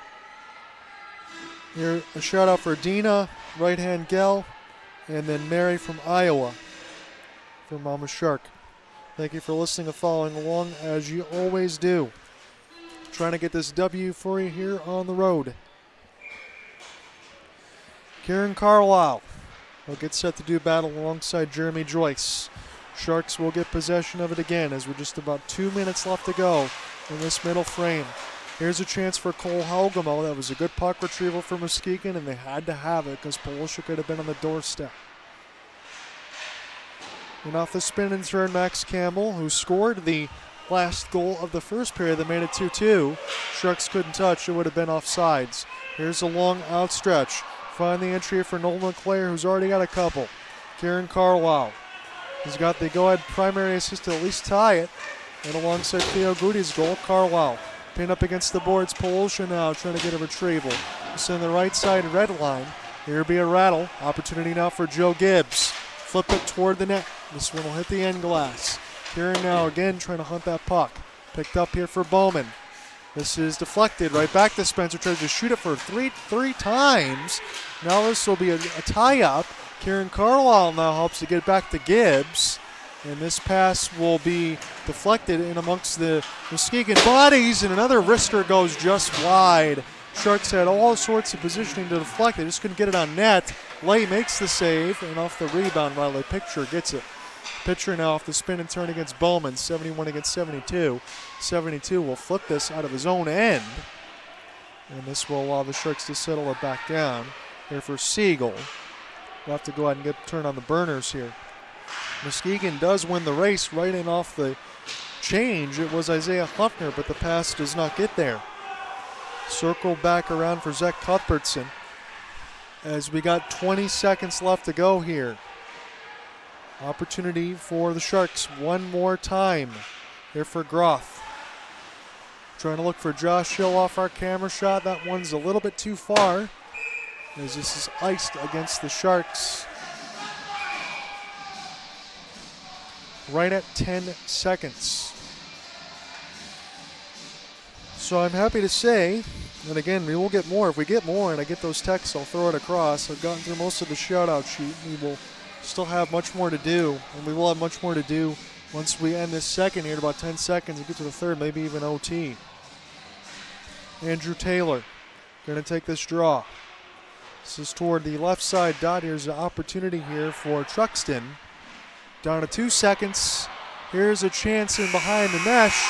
And Muskegon, I don't think is going to be a goal. I think the whistle blew before that goal. And Waterford just says with Groth, we're going to get the heck off the ice. That was his motion. I think the whistle had blown before that puck went in. And I saw Groth immediately motion and the refs now motion. Good work there. No goal. Buzzer went off before that happened. So Sharks able to breathe a sigh of relief. And at the end of 40, we are still tied. Again, Nolan LeClaire has got the tying goal. And then you had a mix of the Sharks as well for Kieran Carlisle and Theo Goody on the power play side. And I believe that's all we're going to get. So Nolan LeClaire, Theo Goody, and Kieran Carlisle. That was in the edge of the power play at 4:42. It's 3-3. And we will see in a little bit. We'll call this next set of 20 in a moment.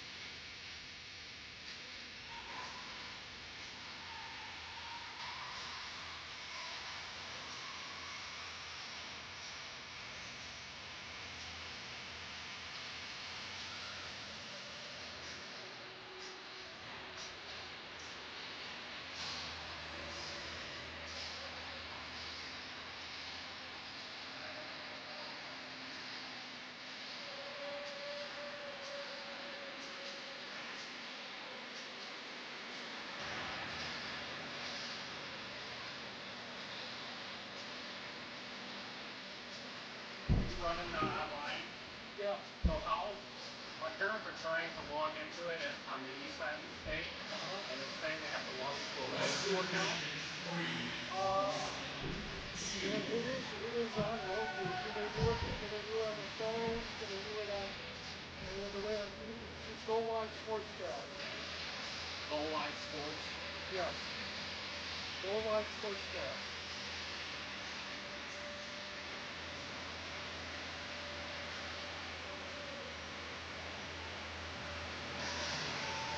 Are you able to get it there on your phone? Yes. You go to GoLiveSportscast.com. On your tablet or phone?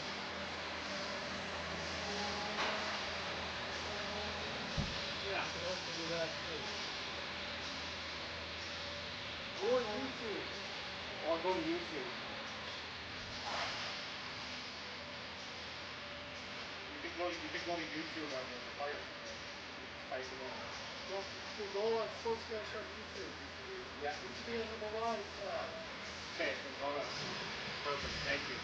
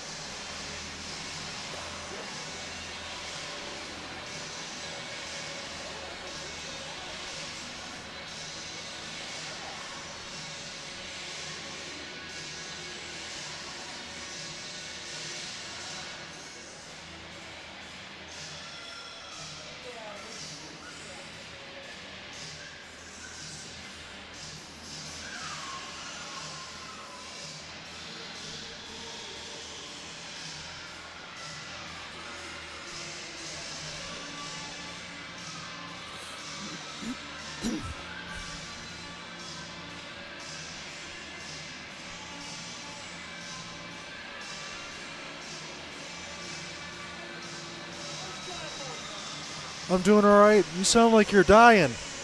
Are you okay?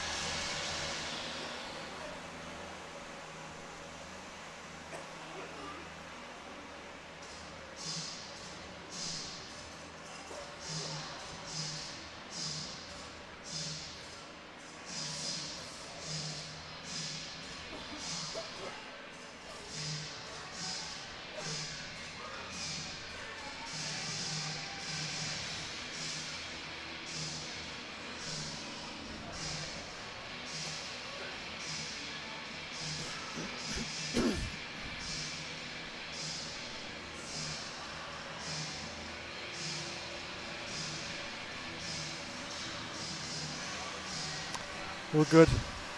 Hey, I believe in you. Let's go. Yeah, we're trying. You can do it. You guys got this.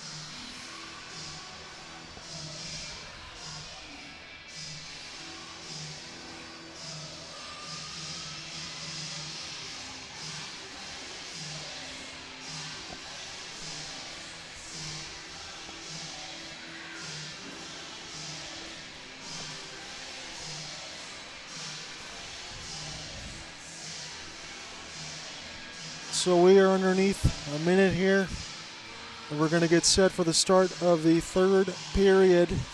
Starting to see the Sharks come out of the tunnel here alongside Spencer Bowman. John Utter with you alongside the Go Live Sportscast. If you're just joining us, you missed a lot. It was a 2-2 tie after one. It's a 3-3 tie after two.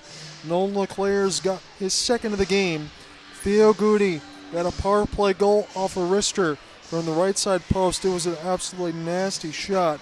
And on the Sharks' latest, it was Kieran Carlaw who was boarded. Hunter Keppel steps in. That is at the 6:23 marker. A serious fight with Nathan Albrecht. But at 4:42, that's when Theo Goody and Kieran Carlaw find the pay dirt on the power play. Carlaw got boarded, and he still got the primary off that setup and was shot toward the right side dot. This game is very, very heavy. And there's been hits for days. This is not for the faint of heart in between these two. Sometimes that's what happens, especially in a championship game. You expect sacrifice. You expect things to be physical. You don't want things to get dangerous. That's what happened with Kieran Carlaw. He had to check his chiclets.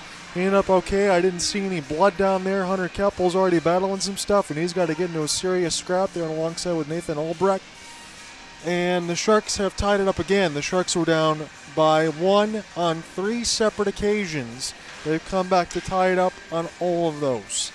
This next goal is going to be big, and we will see if the Sharks can end up getting the first one here in this third period. They'll try to make it a 4-3 game. I said this to you a couple times already, but it certainly feels like it's going to be first to 5. And the way that this game has been, Elijah Gibbons and Devon Lay have had a lot of work to do. I don't think either netminder has probably been on the top of their game. Some of these chances have been tough to deal with, but that's the way it goes. I got one last shout out here for you, and alongside for Andrew Polosha.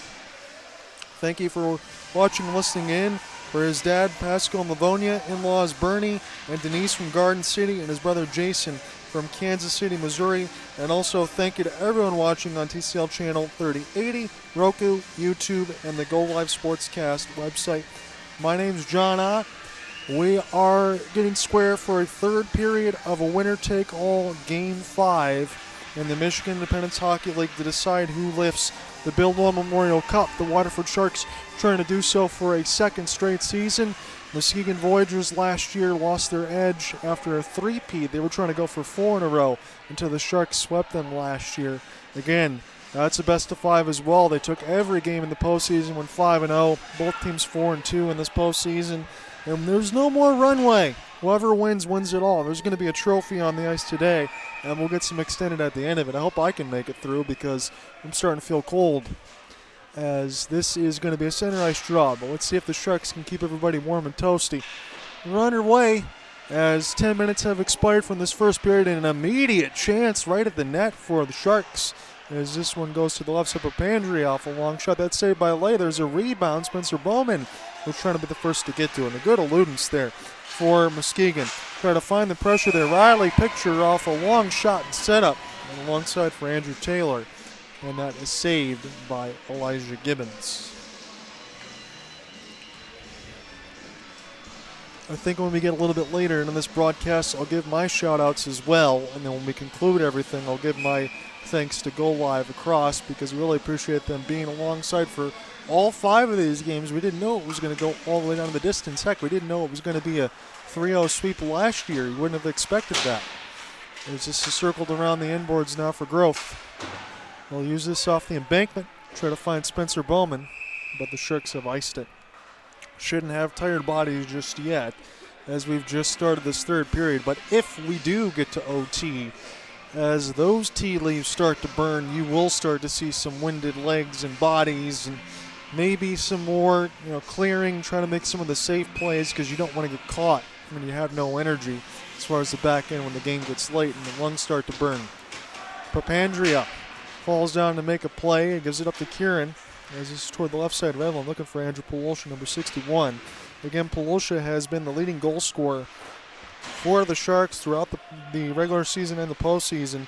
Shoulder is battling an issue there on the backhand. Turnaround chance toward the back post, but this will be funneled into Muskegon's defense. And it's so hard to get that lift when you're dealing with the shoulder. Here's a save. Gibbons swan dives on the puck to help Theo Goody behind him. I'm going to say it right now. I know the Sharks can come back as they've done 3 separate times. If you've been following along, you've seen it on the broadcast, but I just don't think that they can give up the next goal right now. This has got to be for the Sharks if they want to find a way to win this trophy today. One of these teams is going to get it. Milkowski now toward the right side boards looking for a sharp angle chance. And this will be solved by Gibbons. That was from Ryan Gamber. So I'm making my declaration. The Sharks have got to get the next one. We're at Lakeshore Sports Center in Muskegon for a deciding Game 5. Milkowski now. And off the tie up near the right boards. Here's an outstretched pass for Jake Prober. Be able to get a stick on it and negate the icing. As the Sharks try to get some offensive possession in the end. This is too far for Gibbs. And off the back check, Gibbons prepared for a one-on-one. And this shot long will hit the end boards and go on a play from Gamber. Max Campbell does his circle about and take his change, his growth back on the ice with Josh Hill. It's usually line numero dos for Matt Berger's squad. Jeremy Joyce winning this one straight back for Muskegon. Muskegon in the road black and the home black and teal. The Waterford Sharks in the road whites in the mix of the black and orange striping. Spencer Bowman, captaincy for the Sharks, will send this one back behind his own net. And a little back pass. That one was pretty good. It got around Jeremy Joyce's stick and then right up the gut. This will be sticked aside by Elijah Gibbons, put in the corner here for Siegel. Siegel now off in the back skate, collected by Spencer Bowman toward the right side boards.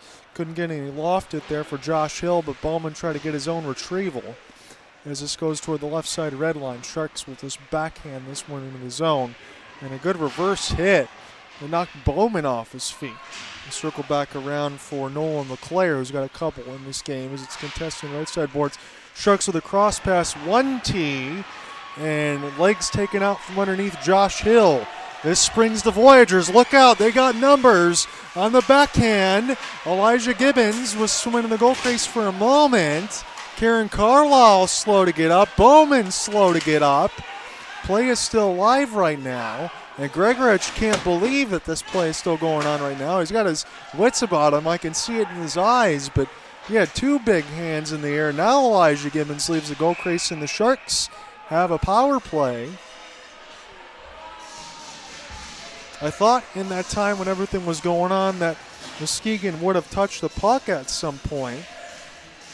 I want to see who's going to be called, but the Sharks do get a second power play. There was some offsetting in the mix of the fighting and all of that, but Muskegon's got one, Waterford's got two, and they've kept all the extracurricular stuff to the vest. I mean, if you start chewing out the zebras, you're going to go to the box.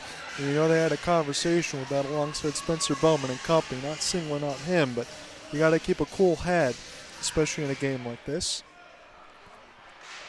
So Karen Carlisle, this one will be run straight back to Muskegon. Carlisle now off the spin and turn, be sent down the length of the ice from 200 feet. Left now here for Nick Papandrea. Papagi's got one, and he's always a proponent alongside for 5 and 25. They got a lot of speed to burn. As this is contested, set ice, here's a break, a one-on-one against Elijah. The shot hits the glass, goes in behind the net now. My goodness, that was Chris Hawkins. And if he would have found that there, Elijah was trying to close off some of that net. You don't see him step out of his net too much, but he kind of need to. And now the Sharks up the gut now off the backhand, and Lay will find it with the glove from Polsha. Hold all tickets there.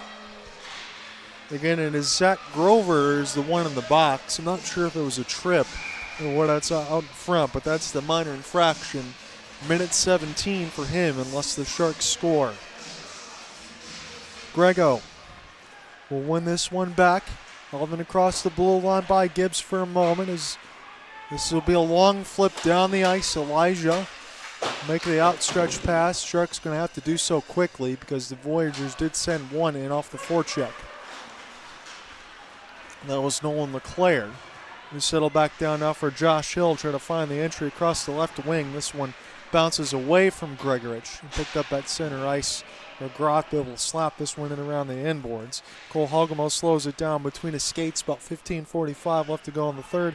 John Adam, your play-by-play man, alongside the Go Live Sportscast. This is a winner-take-all Game 5 for the Bill Long Memorial Cup. Sharks trying to win in back-to-back seasons. Now toward the left side bumper. And off the spin and turn, Hogemo. Still with it. In toward the point, traffic out in front of Lay. And the Voyagers able to escape, race this down the right wing. 15 seconds left to go in the man advantage for the Sharks. By the time they get this one up ice, it'll probably expire. Josh trying to work his way right up the gut. Good backhand move. He gets around a couple of his own players. And now Muskegon sends in their own end. So they'll return to full strength here. And 5 minutes expired in this tie game of the third. We have not had overtime yet in this series. Gibbs, you don't see him losing edge too much, but he's still got the puck. It's really hard to take it away from him for number 25. A little outstretch bounces off the skates. That'll allow Luke McCarthy to settle things down. Joe Gibbs now played this one between his legs and sent it up front to the left side red line. Little D-to-D passing here for Muskegon. Trying to find an entry across the left wing. Good slow up at the line off the toe drag. Sharks are there, though, to intercept. Opportunity now for Hunter Keppel. On his backhand. He's getting pressed against the wall right now, but he's still with it. Toward the left side red line. One of the Voyagers goes down. Rolling puck gets in through neutral. Sharks will have to start again. Joseph Gibbs on his back skate. Play this one off the embankment here for Keppel as he gets a ride into the players' bench. Papandrea just go ahead and take a change for Matt Berger's squad. One of the Sharks was sent up on the breakout, but Muskegon able to get away from that and elude the pressure. D-to-D pass outlet. They're racing toward the right wing knuckle puck off the Sharks. Groth flip this one around the inboards. Muskegon does steal. Groth's got some work to do. as he's pinned against the boards by Hawkins. Zach Molkowski out from the sight lines. This one in the high slot. Shot through the traffic. It's saved by Gibbons. Brushed to the right side corner. And Sharks have to spin around in their own end. Take a hit there was Jake Prober. Successfully get this down the ice, but I think the Sharks have blown it dead against themselves. They had to do it, though. There was a lot of pressure in their grill. So Prober's got to stay out there with Molkowski and Groff. You got Siegel as well. That's the other D-man in the mix of Max Campbell. So it's their backup line. As the Sharks want to say, make sure you stay with 20 on that side and Nolan LeClaire. They didn't want to give him any chances in off the draw. It was a good shot out there alongside for Matt Berger. Bounced in between the referee. One of the Sharks wanted them to get out of the way so Siegel could play the puck. On the left side red line. Go D-to-D here for Muskegon. As they're going to look to break out right to left for the rest of this third period. Again, they are in the home blacks with the teal on the top, and the Sharks in the road whites with the orange and black. Sharks black home unis are probably one of the best ones, though I would say that even as a company man. They're pretty clean. Flips toward the left side boards as, again, Josh Hill gets taken for a ride against the end boards. Hawkins now still in right side corner. Again, I'm mixing in between the monitor and that toward all the way on the other side. Here's a long flip. Siegel able to sniff that one out. And alongside for Gregorich off the touch pass, looking for Hill. And Papandrea try to guard that blue line as Muskegon content to skate it in. A little bit too far for Siegel. Papandrea. He's under duress. We'll have to loop him behind his own net and make the outstretched pass. Not a bad one as the Sharks able to brush that in the corner. Find a backhand pivot for Grego, but he's got nobody behind him as this puck harmlessly gets knocked away. And now Muskegon has some energy. This hits Elijah Gibbons right in the face. This does not dislodge his mask. It hit him right in the head off of that save from Luke McCarthy. And that's one of the virtues of the sightline that I have. My goodness.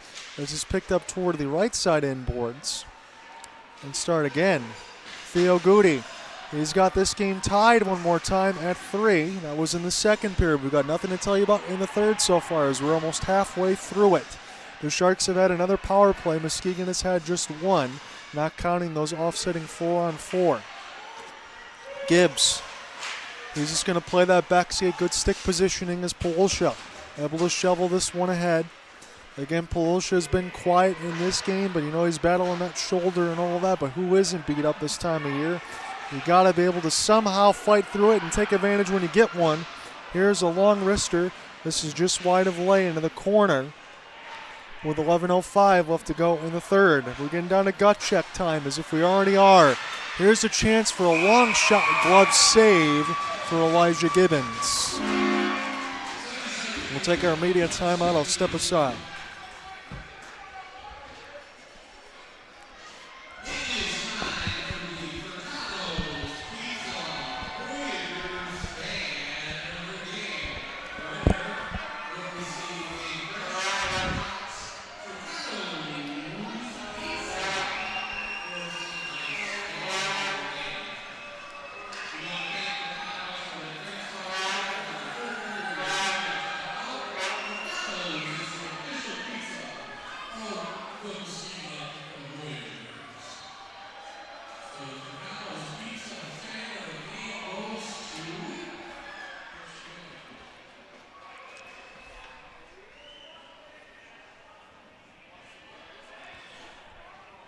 So I know this is as good a time as any for me. I haven't thrown my shout-outs there, but I might as well. I was doing it all across for the Sharks family.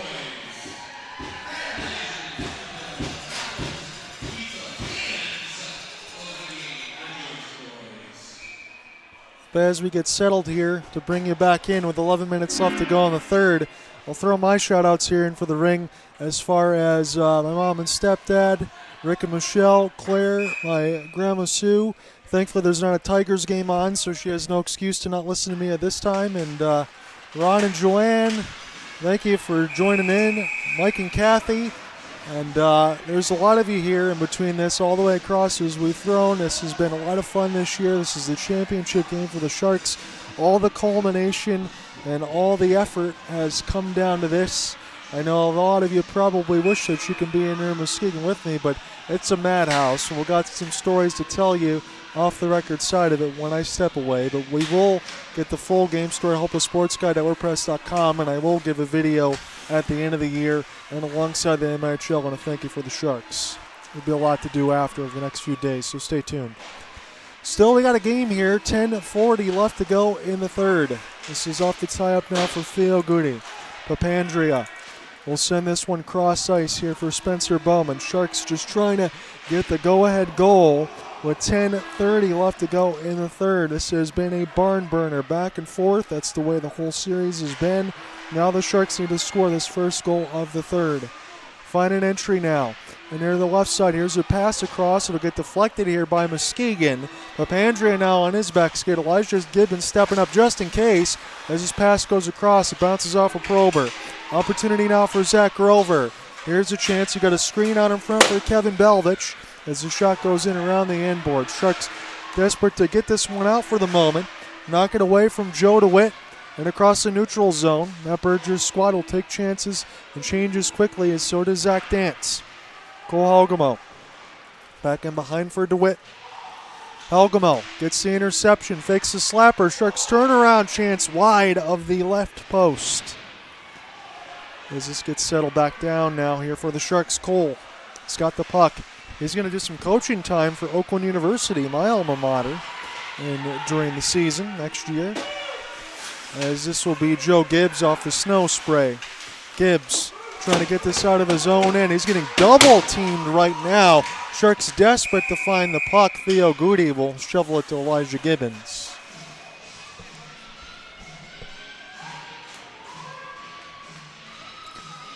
We're more than halfway through the third, 9:15 officially, and we have yet to decide who's going to win this one definitively. Again, every single one of these games have been decided by one goal.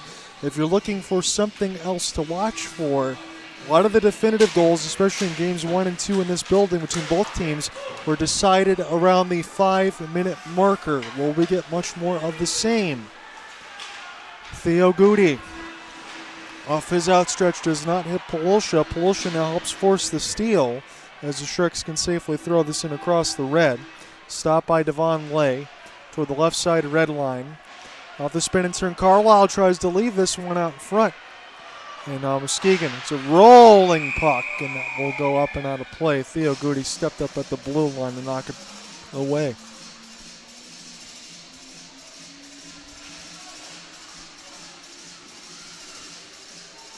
So I have not met Scott Brand yet, but I am told that he is in the building, the new commissioner for the MIHL.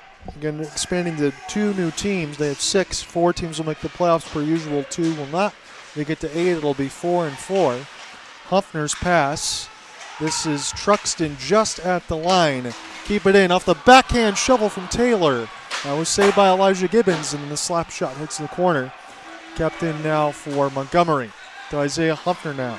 Isaiah Huffner works his way toward the middle of the slot. It's saved Gibbons. It's loose. It's behind him. He's got it with the right pad. Things getting chaotic as he did make the save, and Elijah Gibbons had to do so. Settle back down for Polosha. He'll take his change. As Muskegon now trying to find the entry. Big hit to Gregorich down again. He's got a hit me sign all over his jersey that I'm not seeing at some point. But right at 8 minutes, we get a stoppage. And I think Mama Shark has brought some extra bandages, and she's going to need that for her son. I'm going to take that in a win. That's what he wants to see. That's what everybody wants here on this side for the Sharks.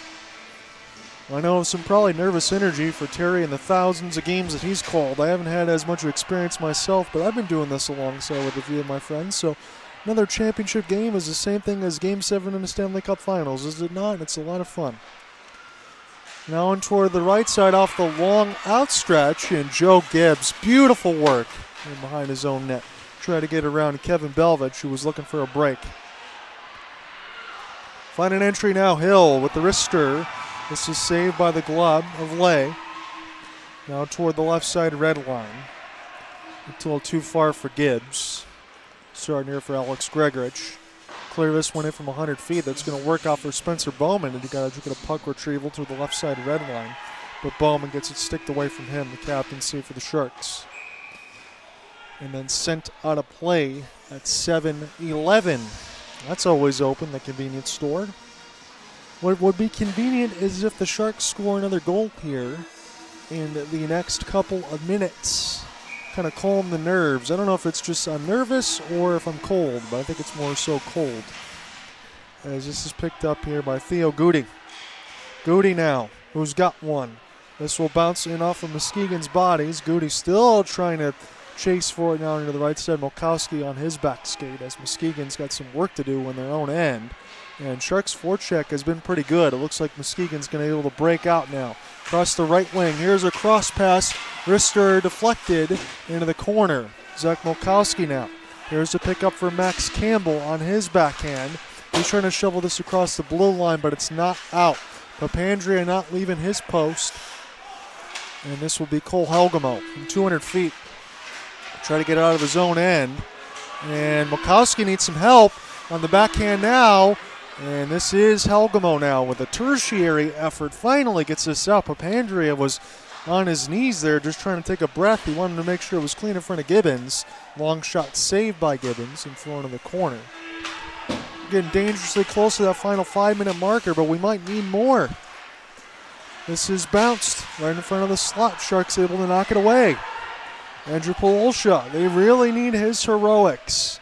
Again, it's so difficult battling through his shoulder and you're just trying to shoot the puck and be able to skate and do all of that. But whatever he can muster to be the hero, that's what they need. Anybody.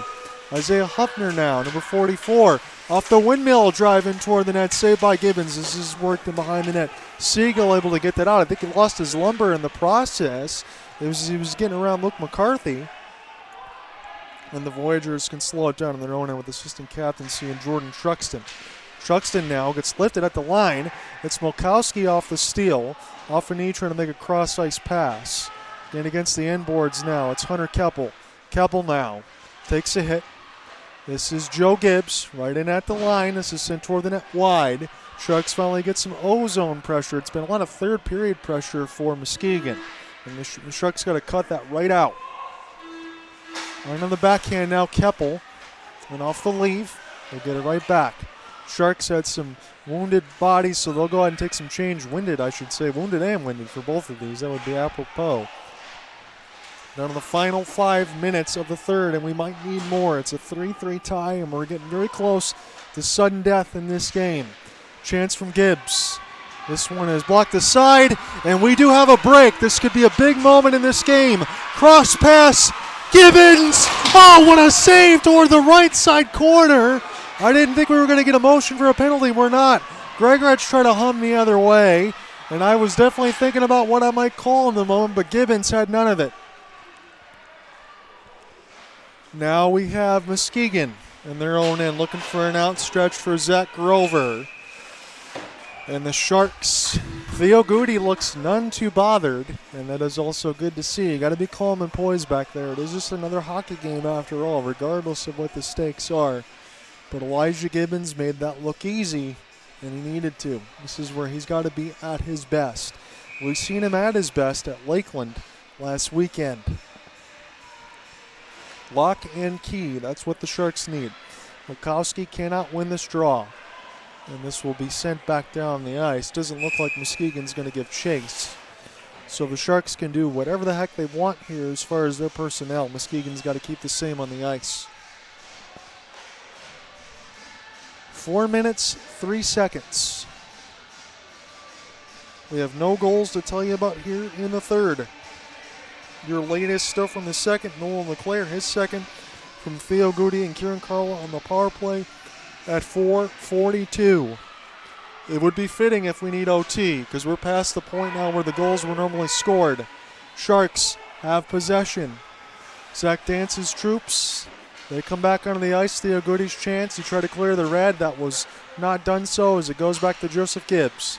Gibbs, not a Theo. He'll gain the red and throw it in. Josh Hill is odds there with Alex Gregorich to try to get a puck retrieval for Waterford. Again, this is a do-or-die Game 5. The Bill Law Memorial Cup is in the building. Waterford trying to go back-to-back champs. Muskegon trying to rightfully take back what's theirs, as this is sent the other way. Now too long there for Jeremy Joyce. There for Joseph Gibbs off the spin and turn. He's always so sure-handed. I know one of these days I might have to bite my tongue in saying that, as this one is iced. But anytime he's got pressure in his grill, he spins around, usually finds a pass, finds a seam. Sharks now will have to find a D-zone draw to win.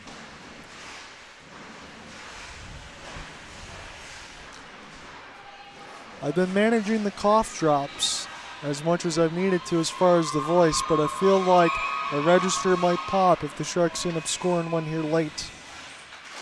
Josh Hill, and off the tie-up. Spencer Bowman will get this across. We flip back down. It's not far enough for icing, so that's a break for Waterford. As the time continues to be killed, it is down to 2:58, and Muskegon has iced the puck yet again.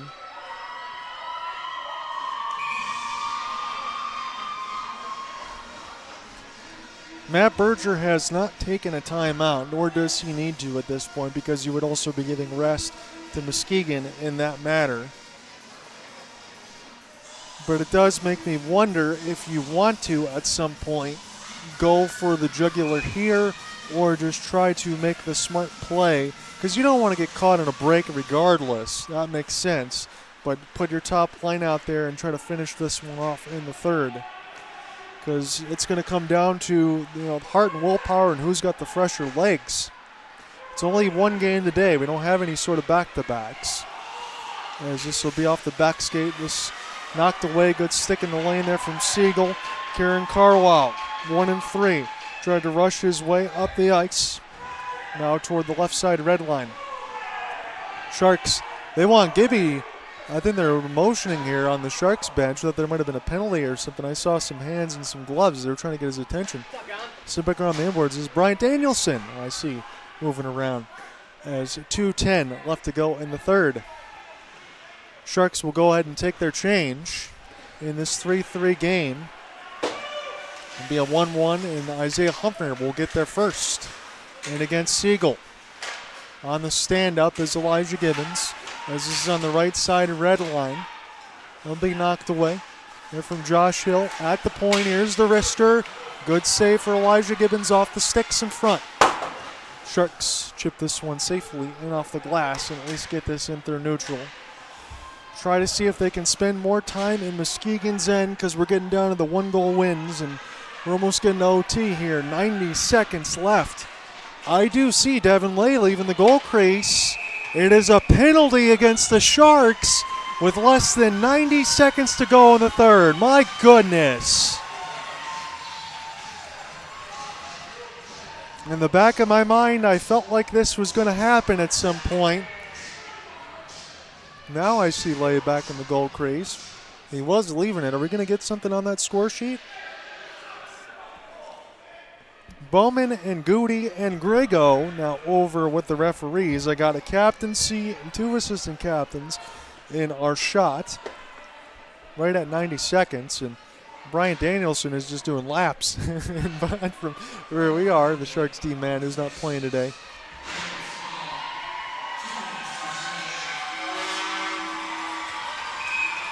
So Jared Siegel is in the box. And they're going to have to get to OT to be able to get him out. Zach Dance is going to take a TO. So I'm going to mark this in my notes right now. It's not a goal, but with 1:28 left to go,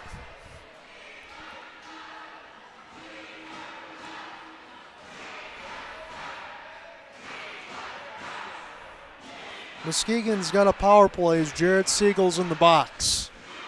I'm not saying it was the right call or wrong call, because honestly I didn't see it even with my 4 eyes, even on the monitor side, because we're on the other end. But if the Sharks want to be able to kill this off, they're going to have to take this into OT, and you're not going to get a better chance than you are right now if you're Muskegon. Both Waterford and Muskegon have had 2 power plays.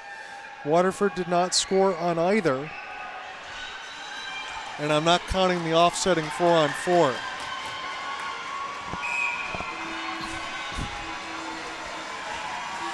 So this is officially gut check time now for the Sharks. You got to get the job done here. First thing is kill it.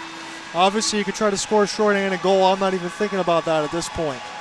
Championship's on the line, and Muskegon's got the front door cracked. Here's a wrister, and toward the right side as Groth will successfully get this out. And Bowman could have hunted the puck if he wanted to, but he didn't elect to turn on the burners there because you got to think about defense first. With $1:10 left to go here in this third.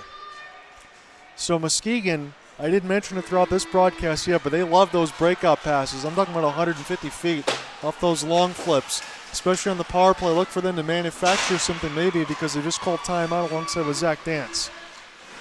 Riley Picture collects at the bumper. Gets this one to the left side. Dot now. Muskegon, wrister through the traffic, and Elijah Gibbons will make a glove save with 48 seconds left to go in this third. Seagulls in the box for 1:20. That's what he hopes the whole way through, and that would take Waterford into OT. We have no goals to tell you about in the third, but it was Nolan LeClaire and Theo Goody. The last one's in the second. It made it a 3-3 game. It was 2-2 after one. Luke McCarthy now with 35 seconds left to go in this winner-take-all Game 5. This puck will matriculate off the inboards. Now Joe Gibbs.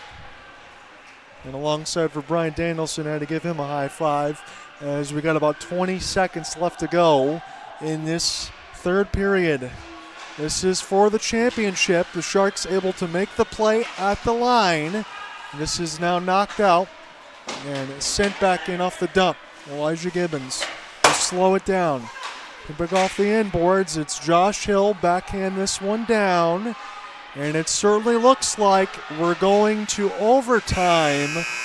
It is 3-3 after 3. It's our first overtime in this series, and it comes in the championship game as Joe Gibbs gives Elijah Gibbons a fist pump. Nothing to tell you about in the third. We got some bonus hockey. I do have some extra cough drops, but I'll have to make sure after all the ceremonies that I get myself all fit and proper because I won't make the car ride home without that. So when we come back, we'll call OT. We'll see how much we need. Sharks, more importantly, need to kill the first 31 seconds of power play time as Seagulls in the box. Come back. We'll call the extras.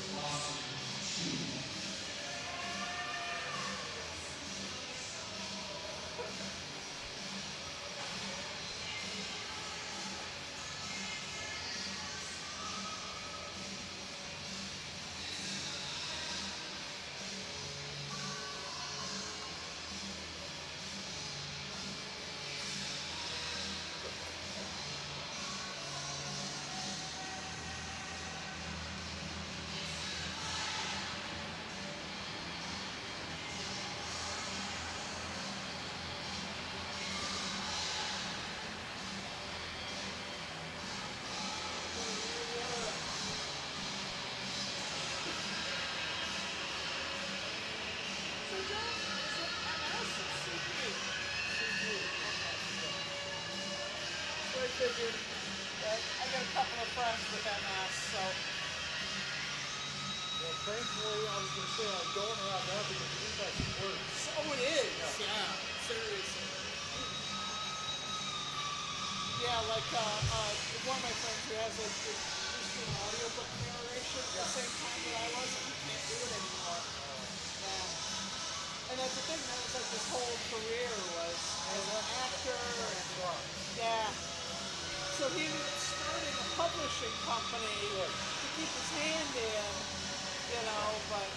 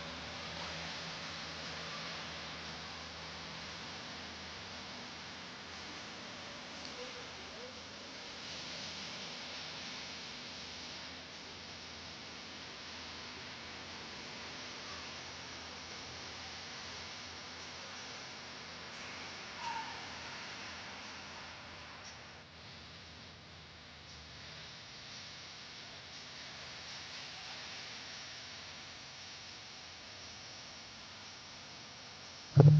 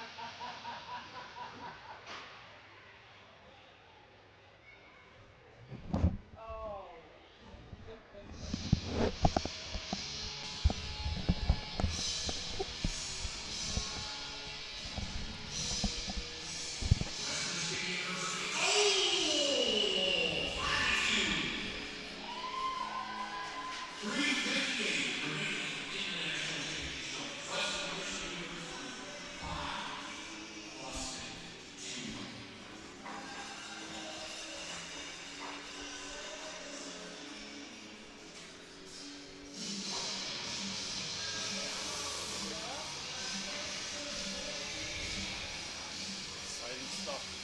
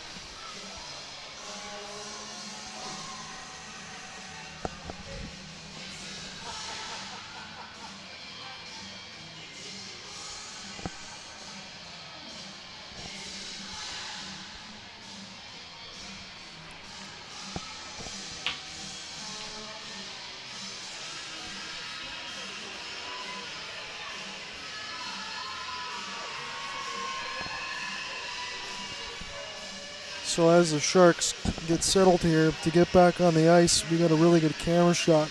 Spencer Bowman and the kids. We got Polosha hugging some family. We got some extra fist bumps here for the Sharks. It's uncharted territory for these two teams right now because it's overtime for the first time in this series. Again, just to give you the mental reset of everything that happened across the board, you got goals from Riley Picture and Nolan LeClaire at 12:43 and 8:27 in the first. Nick Papandrea ended up scoring that one in off the rebound in the mix of Spencer Bowman and Josh Hill. And then Zach Milkowski, a beautiful design play as he wins the draw back, cut to the right for Max Campbell. He scores right at 3 minutes. In the second period, Muskegon ended up scoring first again. Nolan LeClaire gets his second. That one unassisted.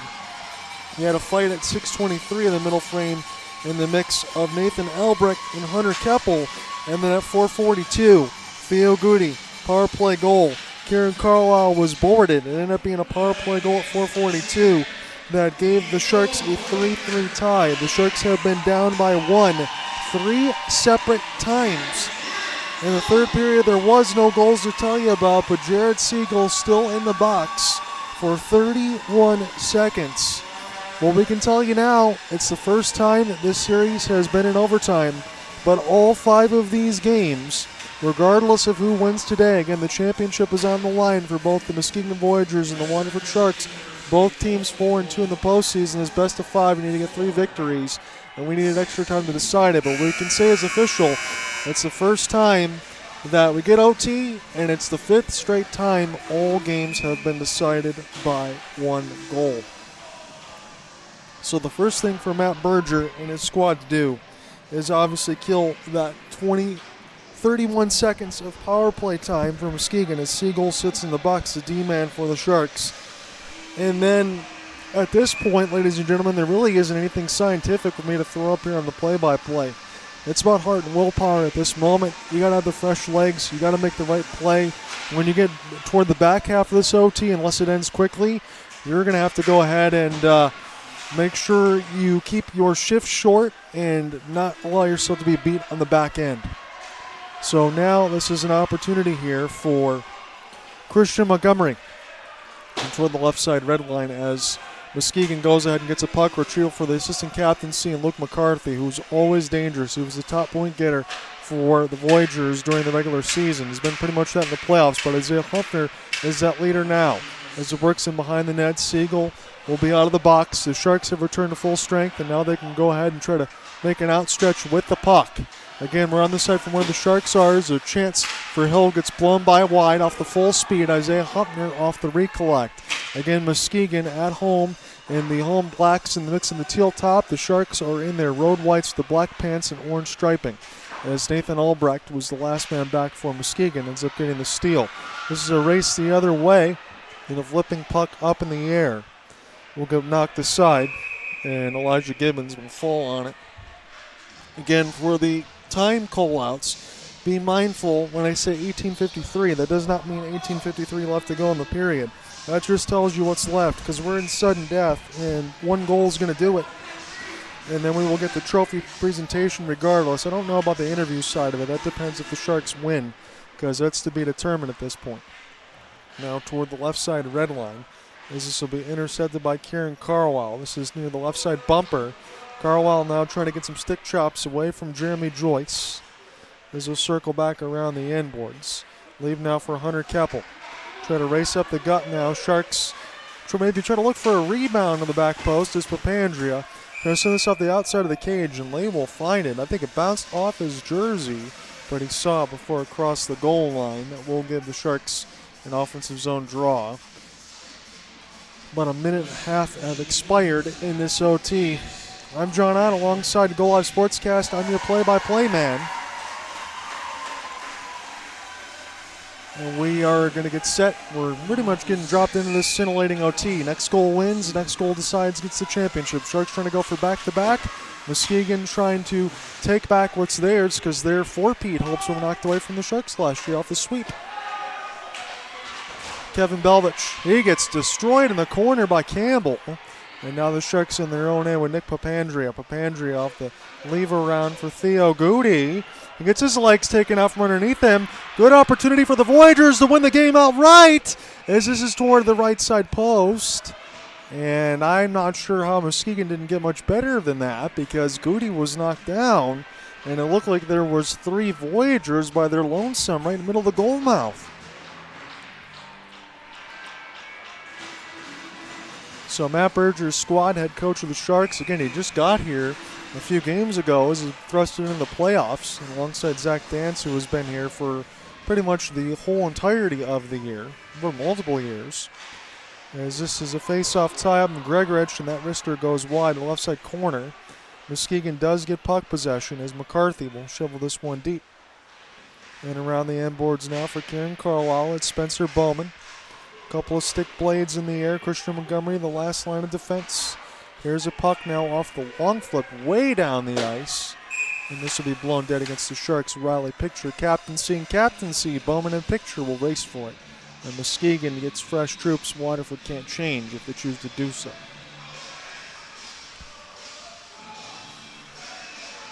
About 2.5 minutes have expired here in this overtime should we need it. Luke McCarthy. Circle back around. This is kept in off of the shot block to a knee. And one of the Voyagers is cleaned out down there. That was Luke McCarthy. He pops back up. Little mouth guard out a la Steph Curry as he gets some words from Josh Hill. A fifth consecutive one-goal game. This time to decide who wins it all. I mean, that's pretty spectacular stuff. I don't care what league you're in. Again, we got two new teams with us next year in the Flint Shadow and the Sheboygan Wendigo. And again, it'll go back to 6 teams. You want to try to get 8 next year, where 4 teams always make it and 4 do not, in the way that that'll be set up in the 8-team league. Right now we only had 4 teams this year, so these two had to meet 8 times. Muskegon took the regular season 5 games to 3, but the playoff hockey is completely different. As I'm taking a look to see if Mama Shark is taking some pictures over there, she's going to be my camera crew for the story side when that comes out about Tuesday or Wednesday. Hopeful Sports. I got a video to make after that, alongside with the pictures and the story, to be able to thank everybody and wrap everything up across the MIHL season. But let's try to get this done in a win, shall we? This one goes D to D. There's a shot into the traffic for Siegel. That goes wide in amongst the end boards. Kieran Carlisle off the retrieval. Hunter Keppel against the right side boards. Keppel off the tie-up here. As long as the puck moves, the ref won't blow it dead. It's loose. Pawel should try to get a glove to it, as this will be knocked down. Again, he can't bat it out of the air to put a goal. That'll get negated, as Riley picture. And off the long flip, Isaiah Huffner, beautifully done off the skates, puts the Voyagers to their feet. That shot hit the end glass pretty hard. This one bounces back into the neutral zone. They try to feed Hunter Keppel a little bit ahead, but the Sharks were offside anyway, so they got to check back up. Here's an entry now. Nathan Albrecht, all sorts of speed. Here's his shot from about 70. That one kicked aside by Elijah Gibbons to the left side red line. Here will be an opportunity here for Waterford. Circle back in their own end, try to get their troops all set up here. Looks like the Sharks and Matt Berger's squad will take their change. The forwards will get set up. The D's still out there. Here's an outstretched pass, bounces up in the air from 50 a couple times. It bounces off of Albrecht's stick, and offside is going to be the call.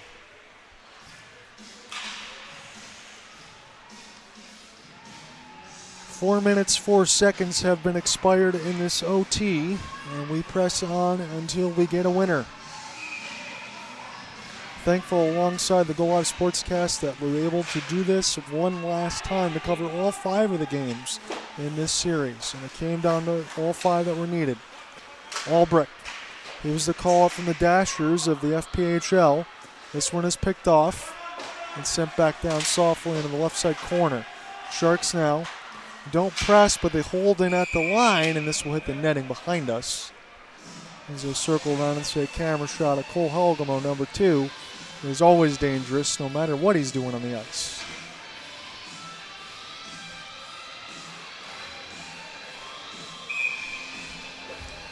So this is going to be an ozone draw here for Waterford. Grego going to get set to take it. He usually likes to turn that top hand over. This time he could not do so. Josh Hill trying to make a play, falling down at the line. And here's a race the other way for Chris Hawkins, as one of the Voyagers was taken down. Sharks do have it, though. They're going to try to go from left to right in this OT and try to finish it off. Groth, Rister, big save lay as he closes the 5-hole, rebound, and he's got it in his glove. That was the first danger that he faced in OT, but Devon Lay stood tall.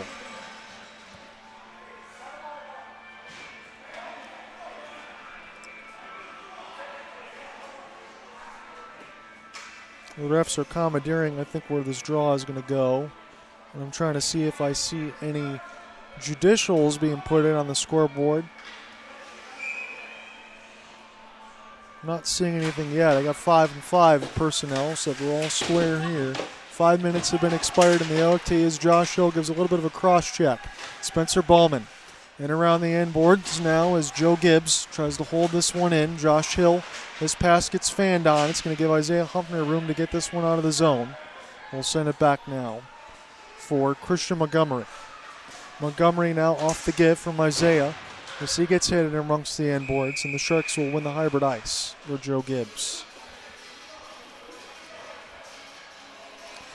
So we've done all our shout-outs, and the capitulation is all that's left, ladies and gentlemen. Again, I thank you from everyone else listening, following along.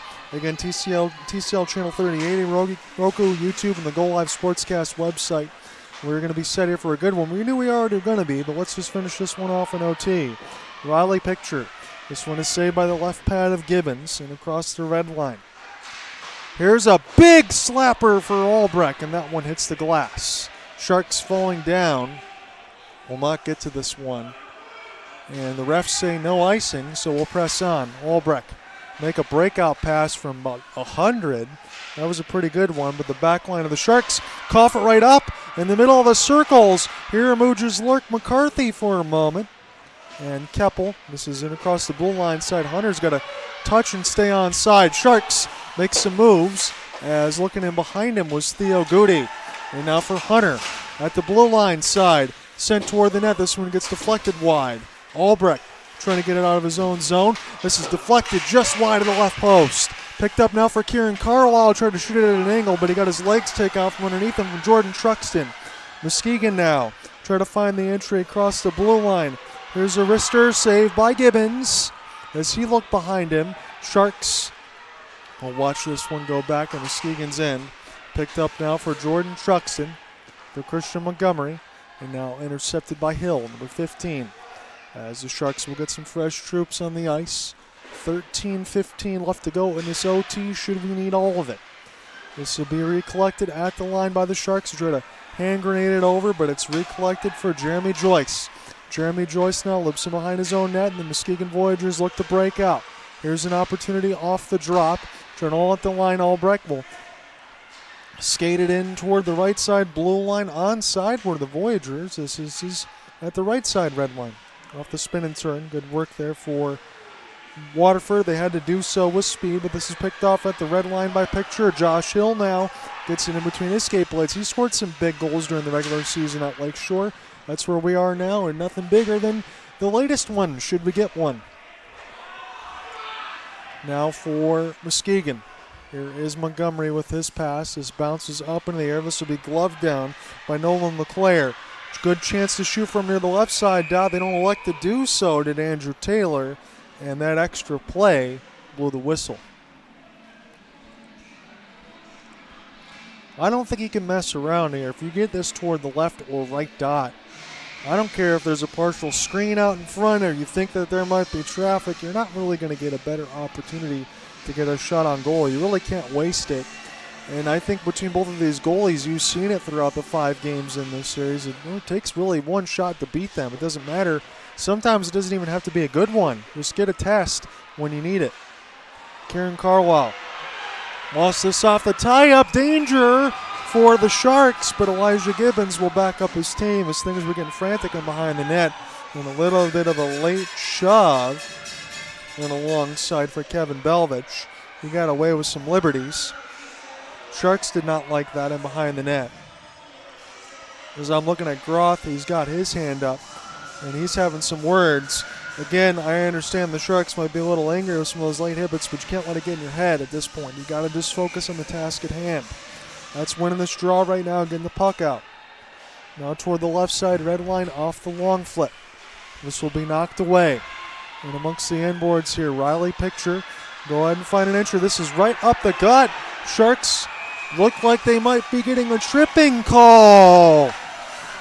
Not in overtime right now. That's not what you want at 11:53. And we will see what happens next. The Sharks were able to kill one late in the third with Siegel. I don't think the Sharks were going to be able to get away from it. And now this is their season and their heartbeat on the line. Siegel's got 2, one late in the third, one in OT. It's a trip at 11:53. Sharks do win it back, and they will send this one down the ice. This has got to be killed if the Sharks want to have their back-to-back dreams alive. Christian Montgomery now.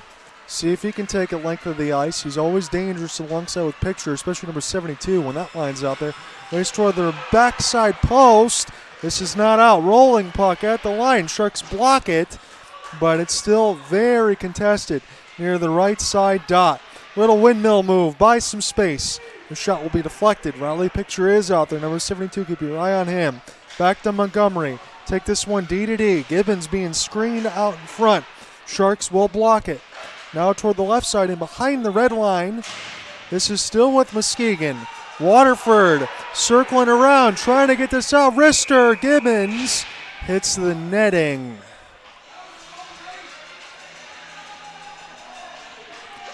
11 minutes in OT should we need it. Siegel's minute 6 is going to feel like an eternity. Tense moments.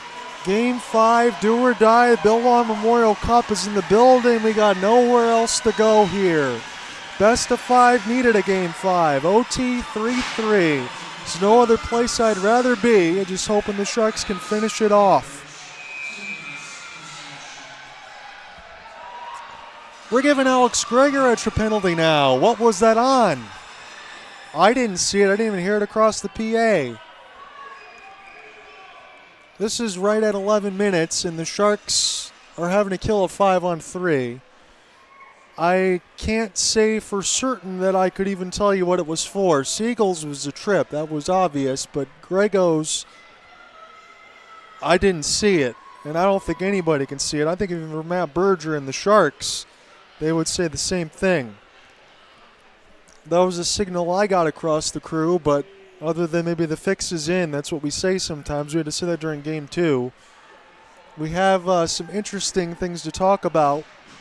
As far as the pregame, I can't mention that on the air, but I'll have some stories for you when I come back. I'm sure I can throw it in the video.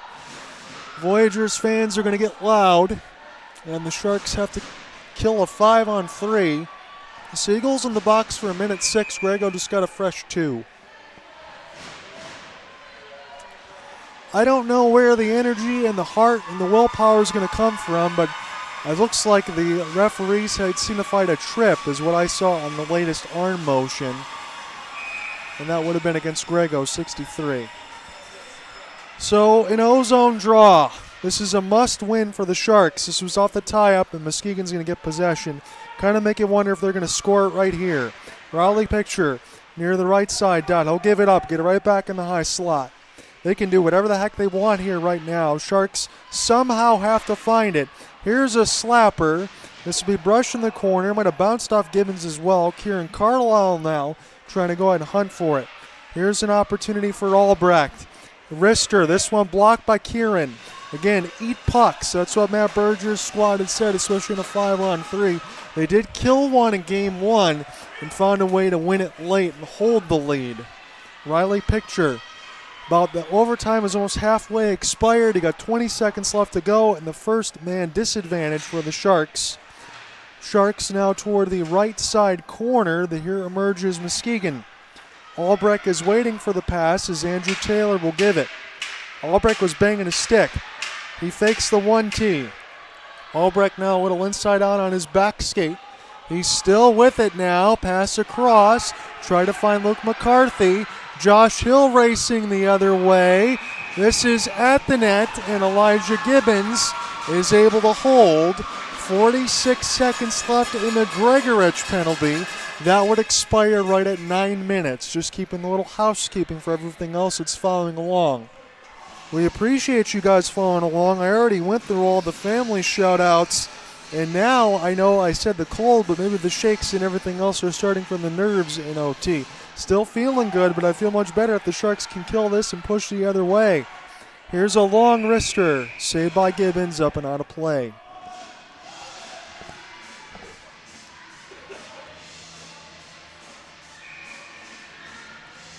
So on the latest motion, it was Siegel and Gregorich on trips subsequent from what I saw. Siegel was in the box late in the third in this OT. Grego's still in it. This will matriculate toward the right sideline. Taylor gets all tied up. Now in the high slot, this is Muskegon. Take this one across pass. Hawkins with a wrister. It was saved by the left pad of Gibbons. Got about 18 seconds left to go in the power play for Muskegon. They had a 5-on-3. Here's a long wrister. This will kiss the glass. Hawkins now off the retrieval. Try to send it in deep. Here's off the spin and turn for Jeremy Joyce. Right in front of Gibbons, and he will hold. We will get some pushing and shoving now as Papandrea was being held, and they were not letting go, was Josh Schaefer. 4 seconds for Grego. This is at the 9:04 marker should we need it all of OT, so just keep that in mind. If we do not get a goal after this OT, we just keep going until we get one. There will be no 3-on-3 or any of that. That's regular season stuff. Kieran Carlisle. This one straight back to Muskegon. Albrecht, this shot deflected, and Waterford kills a 5-on-3. Now they've got to get it going the other way. Will that give them some energy? Pelosha steals. This one fired wide. Now the Sharks can finally get this in the offensive end. Pelosha tried to set it up off the stick save for Lay, as this is circled around the inboards from Riley Picture. Sharks with Pelosha try to hunt for a puck, and this will be a race the other way. Sharks have reinforcements off the 1-on-3. Got to be careful Muskegon doesn't buy too much time, as this is a slapper here for Truxton. Will hit the glass. One of the lumber is loose, I believe, for Waterford. This is at the net, and this will be sent back down. For opportunity for Nolan LeClaire, who's got 2. He's on a hat trick watch for Muskegon. Find the entry off the backhand. A couple of sweet moves toward the left side red line now. Muskegon just had a 5-on-3 power play. They did not score on it. Here is a race for it. This will be won by Muskegon off the leave from Jordan Truxton from Montgomery. 7 and 6 play crisscross. It's Isaiah Humpner now trying to find an entry off a 1-on-3. Leave for McCarthy. He gets sticked at the left side circle. 7:40 left to go here in this OT should we need all of it. Spencer Bowman will try to hold that pass across. It just bounces right to Gibbons. And the Sharks will have a D-zone draw upcoming. So I have one more cough drop rationed off in my Sharks sweater, but I do have more in the backpack depending on how much we go. I've been using one per period. That means I'm going to have to go get the reinforcements. Josh Hill will get waved out of the circle, and then I think they'll just let him loop back around. So Hill going to get set to take it. He does not win it. As this bounces off a Hawkins stick, Sharks still have work to do in their own end. It is winner go home here for the winner decide take all game 5. I don't tongue tie myself for the Bill Law Memorial Cup. We're back at Lakeshore Sports Center. It was the host for games 1 and 2. Sharks try to draw something here. They won't do so as we press on. Be careful here for Hawkins at the back post. It's loose. Gibbons! Muskegon scores! They've won the Bill Long Memorial Cup, and off a rebound as Hawkins able to skate in toward the left post, and they've won the title. The Sharks took it last year, and now they have to suffer heartbreak in Game 5 in this OT. Unbelievable. They kill a 5-on-3. That was an innocent-looking play the other way, but it's a 4-3 final, and now Spencer Bowman was getting tied up with a little bit of the Sharks. We did not see this when the Sharks won last year. Now Muskegon, it took 5, and now they'll have to wrestle with their thoughts. They've come back 3 times in this game, did Waterford. They were down 1, 2, 3. They come back to make it 3-3, but off the tie-in, 4-3 with a chance in at the post, and that looks like that is going to be it. As you see everybody celebrate on the Muskegon side. That one definitely hurts. Again, it's a 1-goal decider. That was that way 5 times in this series. And for the first time on a Saturday, the Muskegon Voyagers take a victory, and this one is the Game 5 decider. There will not be back-to-back champs anymore for the Waterford Sharks, but they do know going into next year that this is probably going to be their opponent again. And there is no other things to say about other than that. And I know it's going to take some consoling after all of it too, because I've been on both sides of these for some of the games I've called. Everybody will get to the line, you shake hands, you show the sportsmanship. The Waterford Sharks are very good at doing that. Again, it's easy to have class when you're winning, but if you have even more class when you're losing, that shows you the type of character that you have. 7:05 left to go in the OT. That is your winner after the clear-in and a chance to just beat Gibbons in off the rush. And the only shameful part of that was the Sharks just killed a 5-on-3 disadvantage. I want to say thank you to the Go Live Sportscast, to Frank, Kelly, Dean, thank you for coming out here for the 5th time. Be able to cover this one across. I know we're going to get the trophy celebration and all of that. It's been a lot of fun. Again, Matt Berger out there with the handshake line. And I know we'll get some camera shots and stick with you as they get that table all set up. I can't tell you what the tenor and the mood is going to be like a little bit later today, but I can promise you once I get the story up around the Tuesday, Wednesday side and share the video out, we'll be able to share our thoughts across the season. It's not going to be a post-mortem, ladies and gentlemen. I know it's tough right now, but everything will be good as far as the Sharks. And you know what kind of team they got next year. And the same thing with the Muskegon Voyagers, too. You saw 2 teams in back-to-back years. The sweep, that surprised all of us last year. Now this one goes the distance to 5. All games decided by 1 goal. Just there really wasn't anything in between these two. And that's what you love to see. You love to see close, competitive hockey. It was hard. It was physical. It was pretty good across the board. And you have to just have that heart and willpower. We're going to get some hugs here for the Sharks on this side as I see it across the tunnel. Cole Hogemo, the first one to get in off the ice, as the Sharks will make their vacate and Muskegon will get set to celebrate. Spencer Bowman out there with the kiddies right now. I know Justin McComas did not play today, but he was in the jersey with the troops. Settle this one across as well. As I do see Nick just across from me, I know we will chat a little bit when this is all done.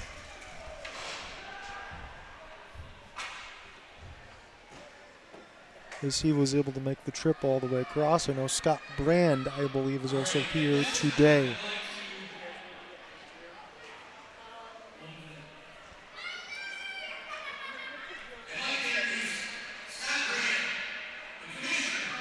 So I have not met the commissioner myself.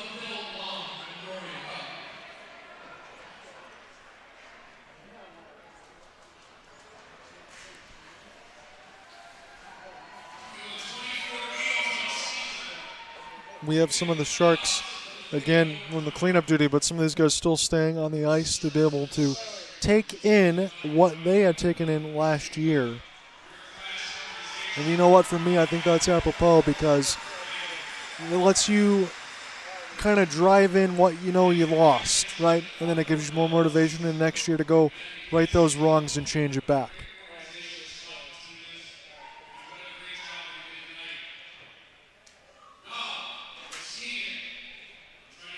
So just to the left of it is the camera shot with the table for the Bill Law Memorial Cup.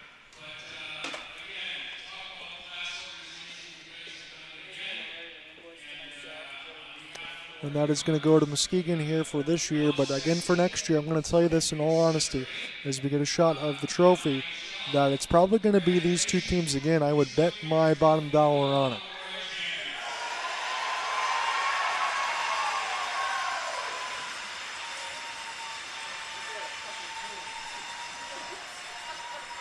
Riley Picture with the captaincy is the first one to it.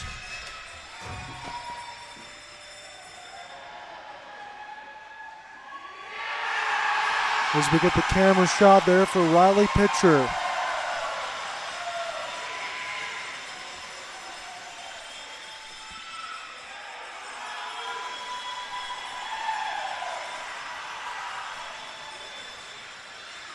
So usually you go captaincy, assistant captains, and you loop that around.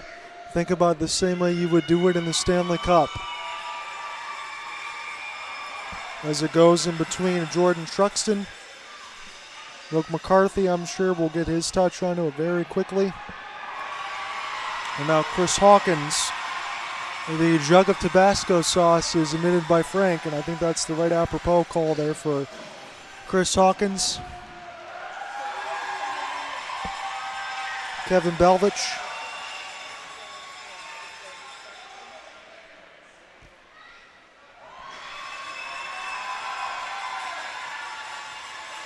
You see Zach Dance.